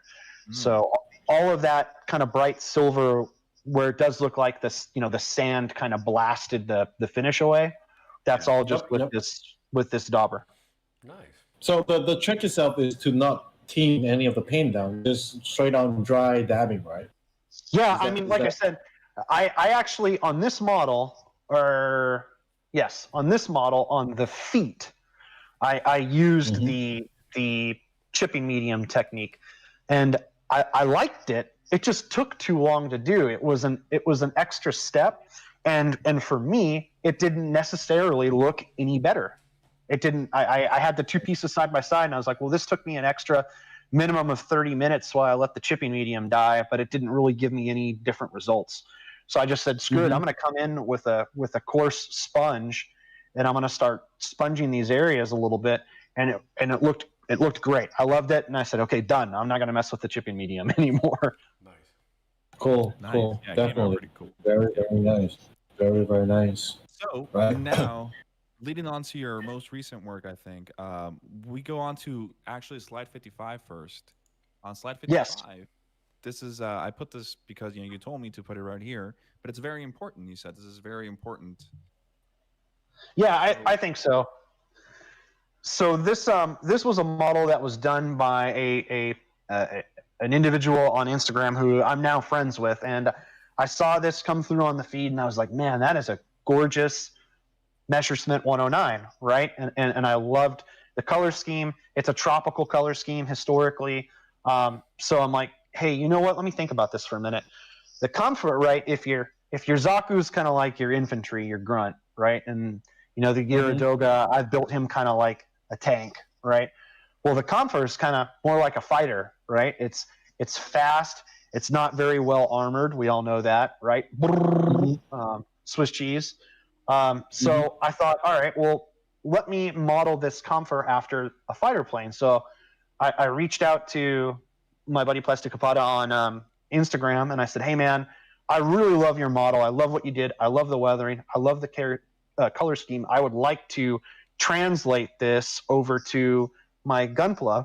And if I do, and if it works, do you have a problem with that? Do you have a problem if I share the fact that you can get inspiration from all different types of things? And he was like, no problem, man. Go right ahead. And now after I showed him, he was like, dude, so what's this Gunpla stuff about? And yeah, so he's got the itch and he's got the drug right now. But I just wanted to show this because I think if you look at this as a reference image, and then you take a look at my comfort, you can see how it was applied, and then it makes a little bit more sense. Yep. Oh yeah. It does. I can see that. Like definitely. Especially with the I don't know what kind of blue is that. It's like a little bit tealish. It's very hard to achieve that color. That is the actual color that was used on the original aircraft, which is called RLM 65. That's like the color designation, the RLM color designation, and it is a really weird light blue. I'm partially colorblind, so sometimes it looks gray to me, but it is definitely a blue. And yeah, it is. The point would be if you were an enemy and you were underneath the aircraft looking and that the Messerschmitt was above you, it would look like the sky. Oh, wow. Right? It would be blue. Oh. Which is why if you look top down on the aircraft, it's brown because you'd be trying to pick it out against the desert. Oh. Now it makes sense. It makes so much more sense, dude. And I want to point one other thing out because Jess, when I submitted this, you made a comment on it, and obviously I wasn't in the live stream, so I couldn't tell you. But there's a very interesting point about it. You said, "Yeah, man, the yellow in the front. I don't really get the yellow in the front, right?" If you go back to the original plane, you'll notice that the underneath of the nose on that plane is yellow. That was done in the beginning of the war to try and help German pilots identify their own aircraft in the air so that they didn't have friendly fire. Oh. Right? Because if you're in no, I wanted to answer your question because you were like, I don't get this, and I couldn't answer your question. I specifically remembered. Jess also said that the head is like kind of like would it look better with the same color yellow scheme, right? But now I know what scheme he got. This is got right. Yes. Tell you exactly. Tell us what your inspiration or what your idea was, because then it's explain. for me when was I gonna sit down here and be like, man, this reminds me of that plane from World Right. War," That 109. I mean, at the end of the day, now that you explain it, it's crystal clear. And it So makes if so you much sense. Yeah, it makes sense. if you go back to the plane, right, you'll notice it has a white prop cone. So I did his head in white. It has white wingtips. So I did his hand pieces in white there. And then to tie it in a little bit more, I put the white knee pads, and Justin called out, yeah, he's got this like triangle effect going on there. That was just to try and balance it out a little bit more. So I tried to take this aircraft and say, all right, we know that, Xeon's kind of like the axis of the 1 Year War or whatever. If they painted this in that scheme, if this replaced that aircraft, what would it look like? They would have won the war. If they painted this color scheme, they would have won the war. Literally. As opposed to bright blue, yeah, maybe. Definitely, right? Did you actually enjoy building that kit? So I'm thinking about getting that kit. Was it actually is it a good kit? There was some warnings about the older design and the screws that you had to use, but honestly, it was very, very painless to build. It was fun. It doesn't really have a lot going on for it as far as the frame or anything like that. It's definitely not a model I would pick to do like a disassembly diorama or something like that. It just doesn't have the detail, but it was fun to build. It's solid. It's got limited posing options, but it's probably one of my favorite kits. Nah, I was looking at it. Right. There's so much room for scribing on there. Like it's just like a blank. There is. I know, right? Blank I know, right? Me and Chris were looking at it. It's like, oh, dude, this is like a canvas, bro. We can totally do something. Woo! What I like about this kit is the helmet. The helmet is Oh, I so love the much helmet. different. Yeah, the helmet it's gorgeous. Like I've said a million times on the show, sometimes I get tired of looking at V-fins. This helmet, that's what I like. That's the kind of stuff I like. That's why we love gyms, like we love GMs. Because those are really, really good without the V-fins, right? Because you do get tired of looking at Gundams, right? Sometimes you just want to look at the grays even, right? Nicholas Tejada says you get 1 million seam lines with this kit. Yeah, that he is right. There is a lot, and the gates are pretty jacked up too. The gates are in like really unfortunate parts, and there's still a lot of stuff that I'm learning how to do. I'm learning how to do photography. I'm trying to learn how to do posing, and honestly, I'm trying to learn how to get rid of seam lines and gates, because in the miniature world, you just don't really deal with that anymore. They've got that figured out.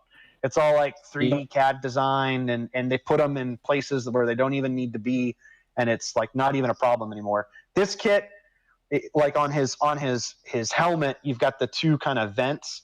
There's freaking gates like right at the very, very front of those that face you. So, You're like, why? Yeah. In Bandai's offense, I mean, like, this is a really old kit. Exactly. Back then, Yeah. and they just didn't have it. I mean, generally they all have this undergate thing, right? Where it's just gone, right? Your nutmucks are just gone. Yeah. It's so much more easier to take care of them. It's definitely dated in its construction, but it is. I will say this: it is solid. I love my Toga. It's one of my favorite suits. But after I built it and I got the paint on it, the upper torso became very heavy and wobbly, and that kind of bummed me out a little bit. So this cam for it stands pretty strong. It's still a beautiful kit. It really is, and you did a hell of a One job thing- working with it. One thing I gotta give you props is like, I mean, your photography from your gunner to this build has improved this much. Like, I wish my webcam can capture everything, but yeah, it's actually this much. But yeah, you improved like a lot, seriously. Well, The posing as well, right? I'm going to shout out to Nick here, right? I work with a guy who he's a graphic designer and a web artist, and for my company, he does a lot of our photos of products and makes So I talked to him about this stuff, and often I've talked to him about my crappiness of taking photos, and I always said like, oh, I want to do this, and it's always, Sanchez, Sanchez. I'm like, man, look at this. And he's like, well, he's got multiple lights going on there. This guy knows how to take photos. And I'm like, I want to do that. So my wife got me an early Father's Day present, and I got my first light box. Oh, yeah. So Nice. I retook the pictures of the Zaku from the ones that I submitted with my iPhone, and Yep. retook the Doga pictures that I had done with my iPhone, and these were all these campers. They weren't in a light box, but I had pulled out my DSLR camera and started using that. And there's a lot to learn, but it can be fun in its own right. It's like its own hobby. The photography portion, Exactly. of it, its own thing. Exactly. Some people don't build. Some people take pictures professionally for people who build. Yeah. Right. I could totally see that. And Right. Put them in catalog, put them in magazines. if you ever want to learn a lot, you can always watch the Saintism episode. I mean, Exactly. That's why I was tuned in. I tried to do the X, man. Yeah. I tried to do the X. Or the arrow. Yeah. I did the X. I did the X. And everything. No, Saintism. Exactly. Shout out to Saintism for the shirt, yo. He said let's do Oh shirt. yeah, true. That's Saintism shirt right there, guys. Go visit his site. Yeah. You guys can order. Yeah, he's got a lot of cool things. It's very But taking comfortable. pictures. Is it? No, actually, it is. Ooh, nice. But yeah, so Saintism definitely a person you can learn. He has a full on blog on how to take pictures, and I highly recommend it. It's my favorite place to go and look at how to take pictures and everything. But anyway, going back to your picture, talking about your pictures on slide 58 and 59, we can look at your favorite post. You said this is your favorite post, right? Let's see here. Make sure I'm One in. of the crops. Yeah. So I guess I did that not even really thinking about, I hadn't seen Saintism's stuff yet, so I didn't really have that. But, I took some, I don't know if anybody's familiar with Kenjutsu. I was a Kenjutsu student for a while. And then even in anime, the reverse sword grip, which is called gyakute, right, is very, very popular. It's very flashy. People like to fight with it. In actuality, it is not very practical. There's a very specific reason for it, and it's not to look cool. But I really like this kind of as if he rushed in and kind of did this Dom-esque like swipe, and then just did this crossover with his shotgun. So I was kind of fooling around, and I said, that's it. Like that's the money shot right there. Money. Yep. He says we have Gundam Meister, the one who was talking about all of this stuff. He asked you some questions. He says, "Is that stock weapon on that kit? Sawed-off shotgun looking, haha, gangsta." It is. It is. So I didn't opt to use the skeleton stocks that come with that kit because you actually can't shoulder them, right? And coming from the firearms industry, that kind of, and like even with my 1/6 kits, that kind of bugs me a little bit. So I don't want to have it displayed if it's always just going to be in his hands. So I opted for the pistol grip shotguns, and I just tried to, I treated them as if they were like a miniature. So I approached painting and detailing it as if that was like a miniature in itself, even though it's an object. So as far as how I weathered it, treated it, shaded it, that type of stuff. Nice. Nice.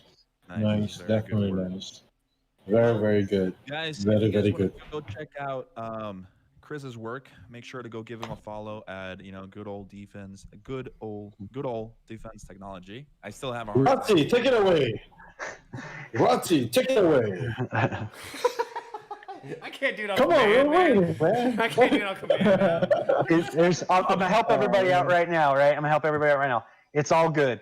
It's all good. Good, all good. It's All super simple. It's all good. It's all good. Give him It's all good. follow, message him, ask him questions, bother him, spam. No, I'm just kidding. But literally, just go follow him. This guy is really cool. As you guys can see, he has a lot. Annoy him. hair. Yes. And Please. Yeah, please annoy him. I mean, that's the cool part of the community. A lot of the people that we've had on, if you message them and you're nice, of course, right, and you just talk to them, everybody will write back to you, at least, trying to help you out if you have any questions. So, Chris, on behalf of all of the panel here, thank you so much for this. You are really talented, and we cannot wait to see how far you'll go. You've only done 3 kits. 3. Yeah, so much Thank- more to go, and we can't wait. Honestly. Yeah, man. Definitely. Thank you so much for dropping so much knowledge, especially for me. I'm not sure about anyone in live chat or anyone viewing this, watching this can learn anything, but for sure I learned a lot. Seriously. Yep. I didn't Well, I even think- know anything about crackling paint. Like, wow. I think everybody has something to bring to the table, no matter Mhm. what it is. Mhm. And all we Mhm. got to do is just kind of be open and listen to listen to what it is, and I think everybody can share something. So Mhm. I look forward to continuing to learn from you guys. Jess, scribing, that's my next thing. So I've been watching your BMC work, and we'll all keep learning together. Thanks, man. Yeah, Yeah. everybody. Cool. We're all big family. And speaking of family, shameless plug. On the slideshow right now, you guys can see it says join our Discord server, GTS Gunpla Talk Show. The link will be in the description after the show is done. I'll have to go in there and add it in. But you can go in there, join. We have Chris on there now. We have Nicholas Tejada on there. We have Gundam Guardian. We have everybody, all the guests and more. Right? It's the GTS family, and everybody's always talking. Like for real. Like sometimes I get on there and it's like more than 50 messages that I need to read. So it's active. Go in there. Right, it's a safe haven for us, so we can talk and share. We even talk about movie. No, we haven't talked. I haven't made a movies chat. That's another one. All right, there's a music chat. There's video game chat. There's Gunpla chat. There's Gundam chat. Work There's a in bunch progress of things. chat. Yep. So just go in there, hang out, and we'll be seeing you there. But now we're gonna go on to the GTS featured build of the week. So, Woo! Justin, take it away. All right, so this is what we do every single week, and this is how we got to know about good old advanced technology as well. So this is the Gunpla Talk Show featured build of the week, and we're gonna start with June. And before that, what are we giving away? We're gonna be announcing that next week on our show on what are we giving away for June prizes. So contestant number one will be Gunpla for Fun or the cinematics on YouTube. So this is Rossojin Gundam, which is an RG Destiny by its core. So, I mean, Chris, what do you think about this, Chris? Like, I know. So, Mhm. Chris, yeah. Yes, I really liked. I think I saw this on the. I don't know. I'm going to sound really old here. I saw this on the IG, right? I saw this on the Insta, and before it hit, and so when I saw that, I was like, oh, dude, this is that kit. I really liked the colors on it. Maybe I'm biased because I like Blood Angels, and Blood Angels are red. But I liked how the whole thing wasn't red. I thought it was a really good combination of contrasting colors. I liked the weathering on it. It was a really sweet kit. And again, I kind of stick to UC stuff. And I don't think this is a UC model. Is that correct? No, it's not. Yeah. So it was new to me, right? I was like, oh, cool. I don't know which one that is. So I dug it. I thought it was awesome. I thought it was a great entry. Really good execution. Yeah, it's from It the is. cosmic Right. universe. The cosmic universe. Right. Yeah, this RG Destiny, it's really nice. And like you said, I want to just paraphrase real quick on the color scheme. Very nice color scheme. It's not all red. I know that who was it? I think it was Tim who said that everybody wants to go red and black or something like that. Black, yeah. My new This video. is different colors. They're red, yeah. I remember. This is like from the bio that he wrote about this build itself. It's actually inspired from Ferrari and Maserati, like Ferrari red, and then obviously the silver itself, right? So this is the I can see that. inspiration that it's from, right? And then he also added a bunch of features, like for example the thrusters at the back. It's actually a fuel pack right now, right? So at first when I look at this, I was like, did my RG Destiny look like this? No, it didn't, right? Right? What version did you get? I don't know, man. Probably version 0.5, and you got the 1.0. But basically, this is really good. This is cool. So for that, the judging score will be 41.833333333333. Basically, a very high score as well. Congratulations and thank you for joining this competition, Gunpla for Fun. Nice to have you here, right? So moving on to our next contestant with the Eagly Goss Gundam. How do you pronounce it? Eligos. Aligos. Aligos. I'm sorry, man. Aligos. Aligos. Aligos. I want to say something about this kit. Sure. I love the legs on this kit. I told Justin about it earlier. We were talking about this kit. I love the legs on this kit. Really, it gives me that. It's like a grasshopper leg, kind of almost. Yeah, exactly. Exactly. Grasshopper. Like, this is something I'd be scared of, and because this thing's got some like leg power. It's either really fast or it can jump really high. And I love the color scheme. I love the way it looks, and all the weapons. I know Derek on Calgary Gunpla community would have loved these weapons. Now, my only critique on this kit would be I would have done something to the weapons. They look a little bit bare to me. I would have put maybe some paint on them. But either way, I love the kit. Some decals. And I'll let, some decals. Yeah, get some decals. But Chris, what do you think of this? So reverse knee joint legs have a special place in my heart since I grew up watching Robotech on when it aired on television. So I absolutely love those designs. I think the assortment of weapons is nice. For me, I kind of would echo Jess's statement. I think the one thing that's missing from this is maybe a little of attention to detail on the ancillary equipment, right? The externals. And I think, again, and this is just me coming from that Warhammer kind of fantasy background, I always look for that contrast, and we've got a little bit of it in the chest piece, right, and like below where the cockpit is. I think it's an orange, right? Yeah. But for me, I would have loved to have seen that orange maybe on like the shoulder pieces, right? And you get that Trinity effect going on, or the triangle, just some of that more. But I think it's very well executed. I think the panel lining looks really good. I think it's a pretty sweet kit. It is. It reminds me a little bit of the 30 minutes mission, right? I mean, the skeleton of it, the aesthetic of it, right? And this one it looks like it's made from like a probably mid-range desert type combat, Like this guy would just be at the forefront. Like he's the one who yells charge, right? Yeah. So, yeah, I mean, pretty good job. Very, very good job. Very good job. And for the score, it's 42.5. Really, really good job. Thank you so much. Awesome job. All right, and Ratzi is gonna be talking about this one. Ratzi, there we go. So contestant number 3, we got Lloyd Noble with his RX-78 into Emerald Alex is what he named it. So I don't know. I really like the gold, man. What do you think, Chris? Like I said, I'm not afraid of gold. I had gold rims on my Supra, so I like gold, right? I like wait. That's the point. You have a Supra?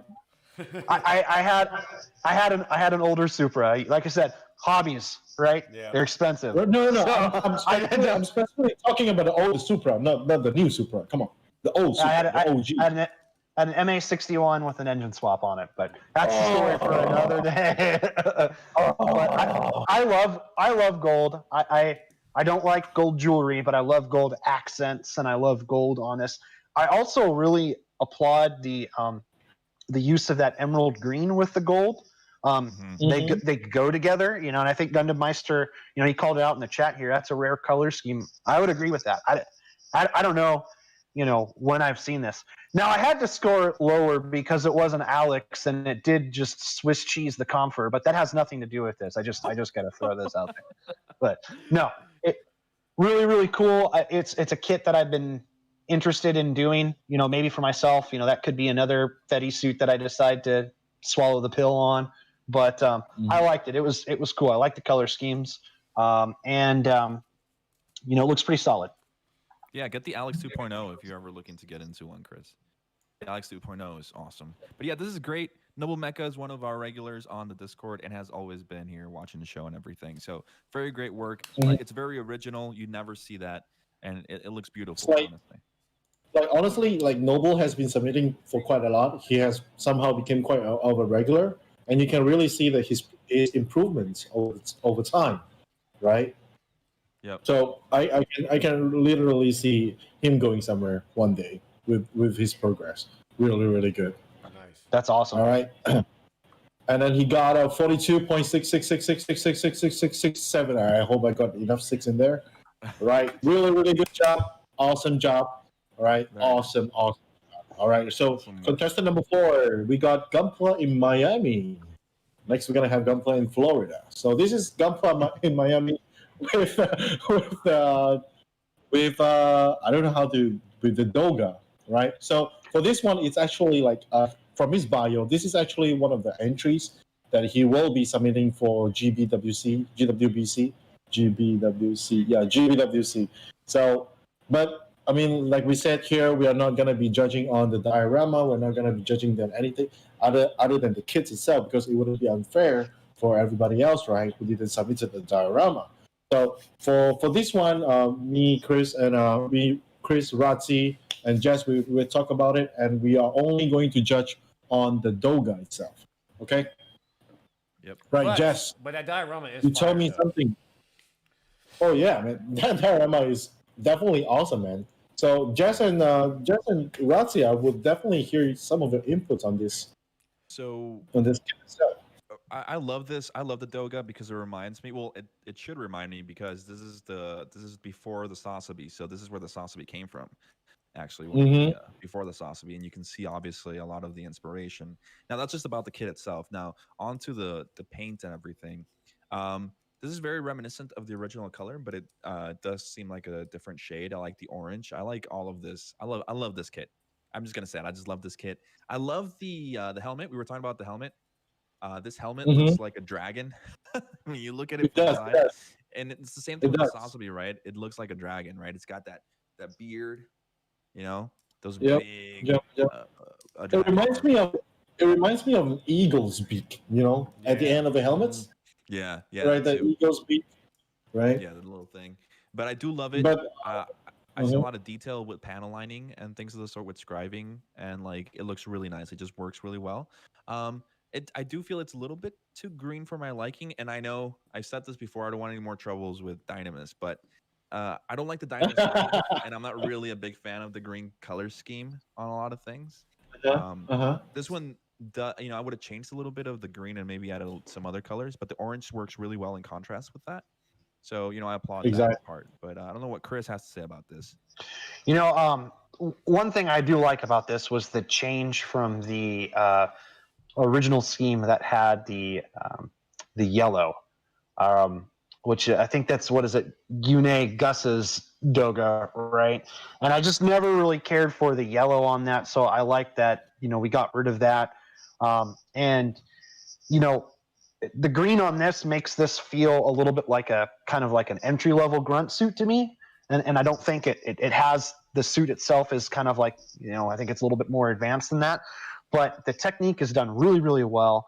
This kit has like no panel lines whatsoever, so there's like tons of scribing on here. And coming from someone who can't do that, that is very impressive, and it's really clean. It is very, very subdued, and I think there could be a little bit more color variation in there if I were to nitpick this thing. But it's an incredible job, and it's the work is precision. So it was a great job. Yes. Really, really great job. Right. So at the end, the score itself is 43 points. Really, really good job. Really, really good job. I don't know why I went Asian over there. Right. Good job. So good job. Good job. Really, really good job. What the hell, man? I'm half Asian, so I can make fun of you. Exactly. None of you guys can make fun of us. Okay, Chris can make fun of me half. I'm half. Right? I got the proof. Number 5. Contestant number 5. We got Kurtz 433. This is the MG Polypod ball. So this is a different ball than the last time we saw a ball. This is the one that has the spider legs. I love the pod balls. I still have mine sitting here, the one that I built, but it's really awesome. But I did see the P Bandai was putting out this one, and I had originally ordered it. But then, just real quick, the guy who sells me kits told me that the Jegan P Bandai is out, and then the White Dingo Sniper 2 is out. So I ended up ordering those and scrapped getting this one. But looking at this, it kind of makes me regret doing that because I love this piece. This is my favorite piece of the week. The weathering on this piece, and I'm sorry I'm taking everybody's, I'm just taking over this, but I just really feel very passionate about this piece because of the weathering. It's gorgeous. It's gorgeous. Like the weathering is beautiful. It's gonna make me cry because it's so beautiful. So I don't know what you guys have to say about this, but in my please do, because it's gorgeous, man. I love when people get the rust correctly like this. I've seen a couple of people do it. Not everybody does it this well. That looks like actual rust on plastic. Right. It's gorgeous. Like it's completely inspiring, and I love it. If you look at the cockpit, he did a lot of really tiny details inside the cockpit. It looks really good. Exactly. That is really, really awesome, right? Especially at the front of the class. I want to talk about this for a minute because there's some stuff worth talking about. We were talking about special effects paints and things like that, and Vallejo and the Mecha Color Lines has their rust texture, and when you first start applying that on, it's really aggressive. It really stands out. And if you take a look at slide, I think we're on slide 90, yeah, the one that we're on right now. If you look at the left of the screen, you'll see that joint piece, right? That's kind of like a light blue, I think it is. Yep. If you just started applying the rust to this model and you start there and you put that rust on there, it is going to be so jarring at first. You're going to be like, oh, this looks like crap. This stands out way too much. But you kind of can't stop because it's really the sum of its total parts. So you just have to trust yourself, and you have to keep sticking it, and you have to keep applying it, and you have to kind of look at the composition of the piece as a whole, and that will actually, we have this amazing piece that we have right there. But I know I did the same thing with my Doga, and I first put that when I hadn't even tested the paint yet, didn't know what it looked like, and I put it on the model, and I went, oh my god, it's too much. What did I do? And I just thought, oh no. And I can imagine someone could feel that way. But if you look, right, he just kept applying it, right? So we got the rust on the joints. We got the rust on the, where you have the high contact areas. He sponged some, he or she, I'm saying he, I don't know if it is or not, sponged some on the tips of the clamps. You just have to keep applying it and applying it in areas where it would actually occur, right? So that would be high wear or areas where it accumulate moisture. So I love this kit. The rust is great. In some areas it looks like rust. In some areas it just looks like if you had oil leakage and then dirt got stuck on the oil leakage and just basically got caked on. And excellent execution on this. Like Justin likes to say, Right. Triple S, man, it's seen some shit. Triple S. Seen some shit. This was quadruple. This was seen some serious shit. Remember, there's a Ooh, quadruple. Quad S. Oh Quad my S. god. So, Quadruple just class. for reference.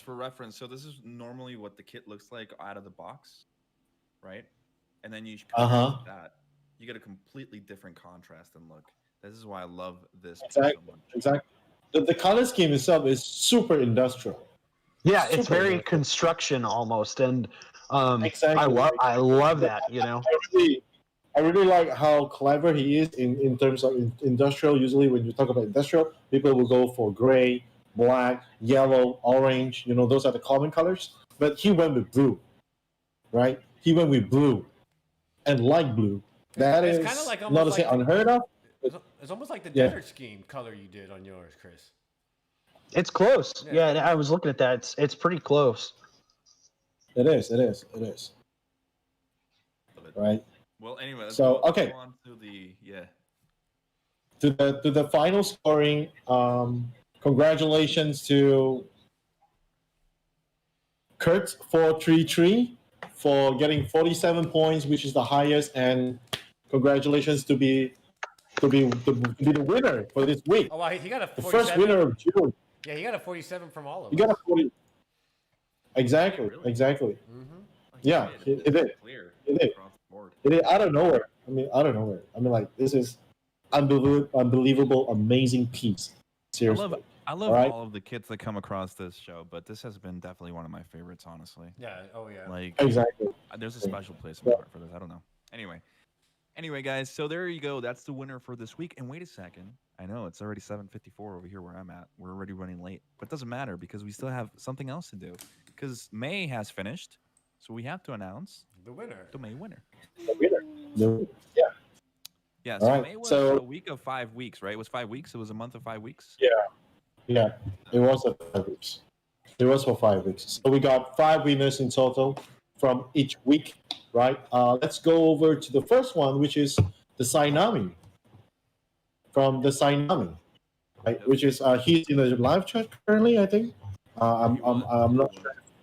I'm not sure if he's still there, right? So here's the guy who caught Chris's attention with the Ultramarine and embeds this guy into our head and never forgets about it, right? He's the one of the first guy who did the Gunpla with Ultramarine, right? So, right for that, the score that we gave him would be 45 points. Really awesome because for every winners each week we do reevaluate them side by side with every week's winner, so that we can come up with the ultimate winner itself for the entire month, right? So for week number 1, Ultramarine, good job with 45 points. .3333333.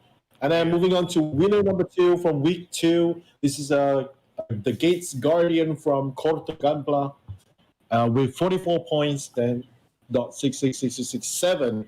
Really cool color scheme, and he really did a lot of details with the ring at the back, especially some those lettering are really custom. All right, it's not there. Real quick, I remember that episode, and a lot of people messaged me, and I'm talking about actually like a few people messaged me after the show on this one. I was correct. It is Stargate. Those are Stargate symbols in the back. That's Cool. not Star Wars. That's Stargate. That's So there it awesome. is. Yeah. So I love Stargate. I love that movie. Yep. Okay, I never watched Stargate. I'm sorry. Tastes like No, chicken. that's all good. So I don't know what- Just, that's where the inspiration's from. It's literally the portal. Yeah. Is Stargate good? Yeah. Oh, yeah, it's classic. Yeah, it's a classic. It's a classic. Okay, like cool. I'm gonna watch it later. Yeah. Okay, I'm gonna watch it later. All right. So moving on with week 3, we got our Our boy. Nico Tejeda _skill _modeler with his PG strike build. Definitely one of a kind, super original color scheme, and definitely a Nico Tejeda style, right? Yep. So when you look at Clean. this, you know this. When you look at this, you know like this is Nico's work, definitely straight. And the angle of he takes when he takes his photo as well. This is Nico, right? All That's day. I don't know. Nico has a very super distinct style to his work itself. Very awesome, very awesome. Right, it's our boy Nico, the Heda, So right? he And then got, moving on with sorry, no, did we say the score? He got a 46.5666. 0.5. Okay, yeah. So I have to do that every time now, huh? So you got a 46.566666667. Right, definitely one of the higher score we have here in the competition. And then next, let's move on to winner number 4, which we have more balls. Balls. Woo!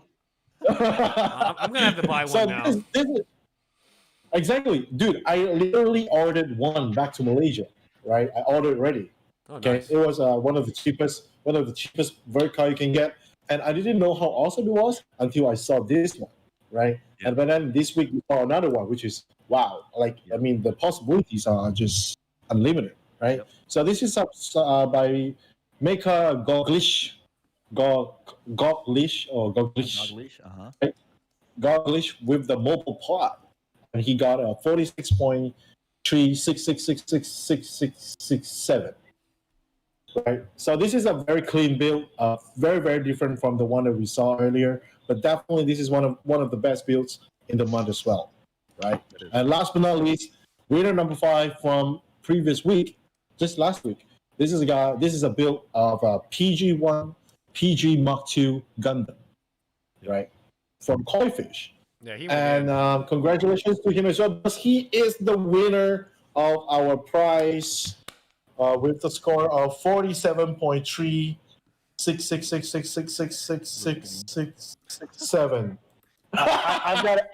I gotta admit, when I saw this, I didn't really know what I was looking at. I didn't know if it was a 3D rendering.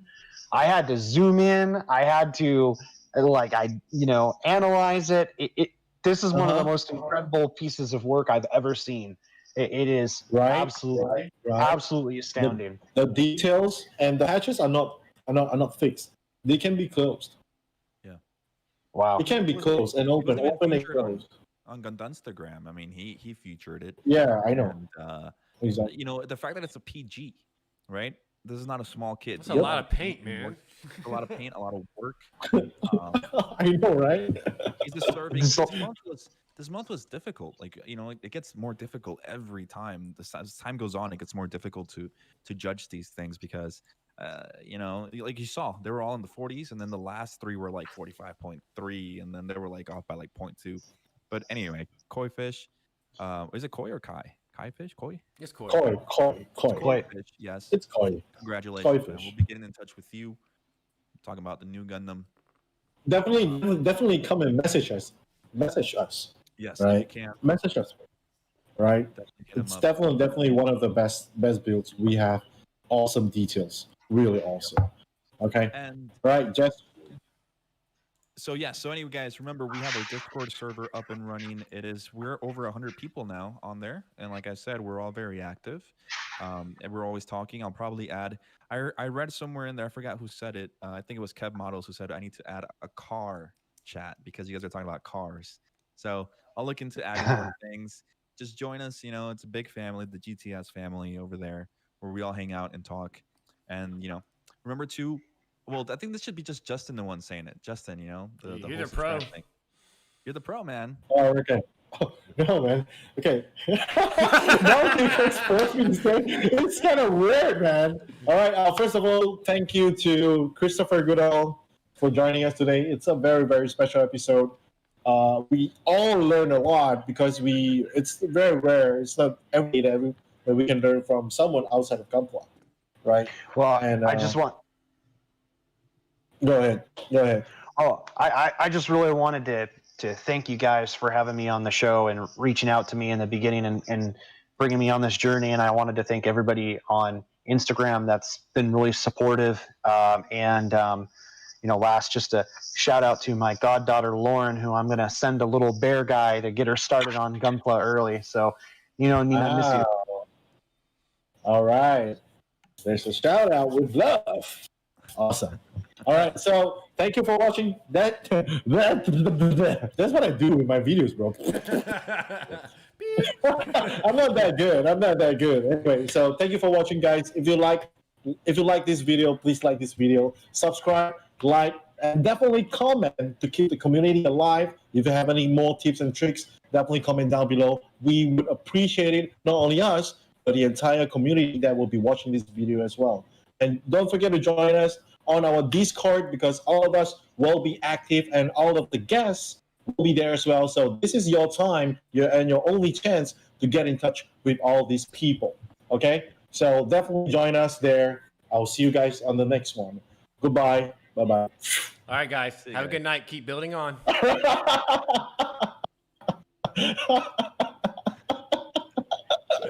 All right, man. It's done. All right.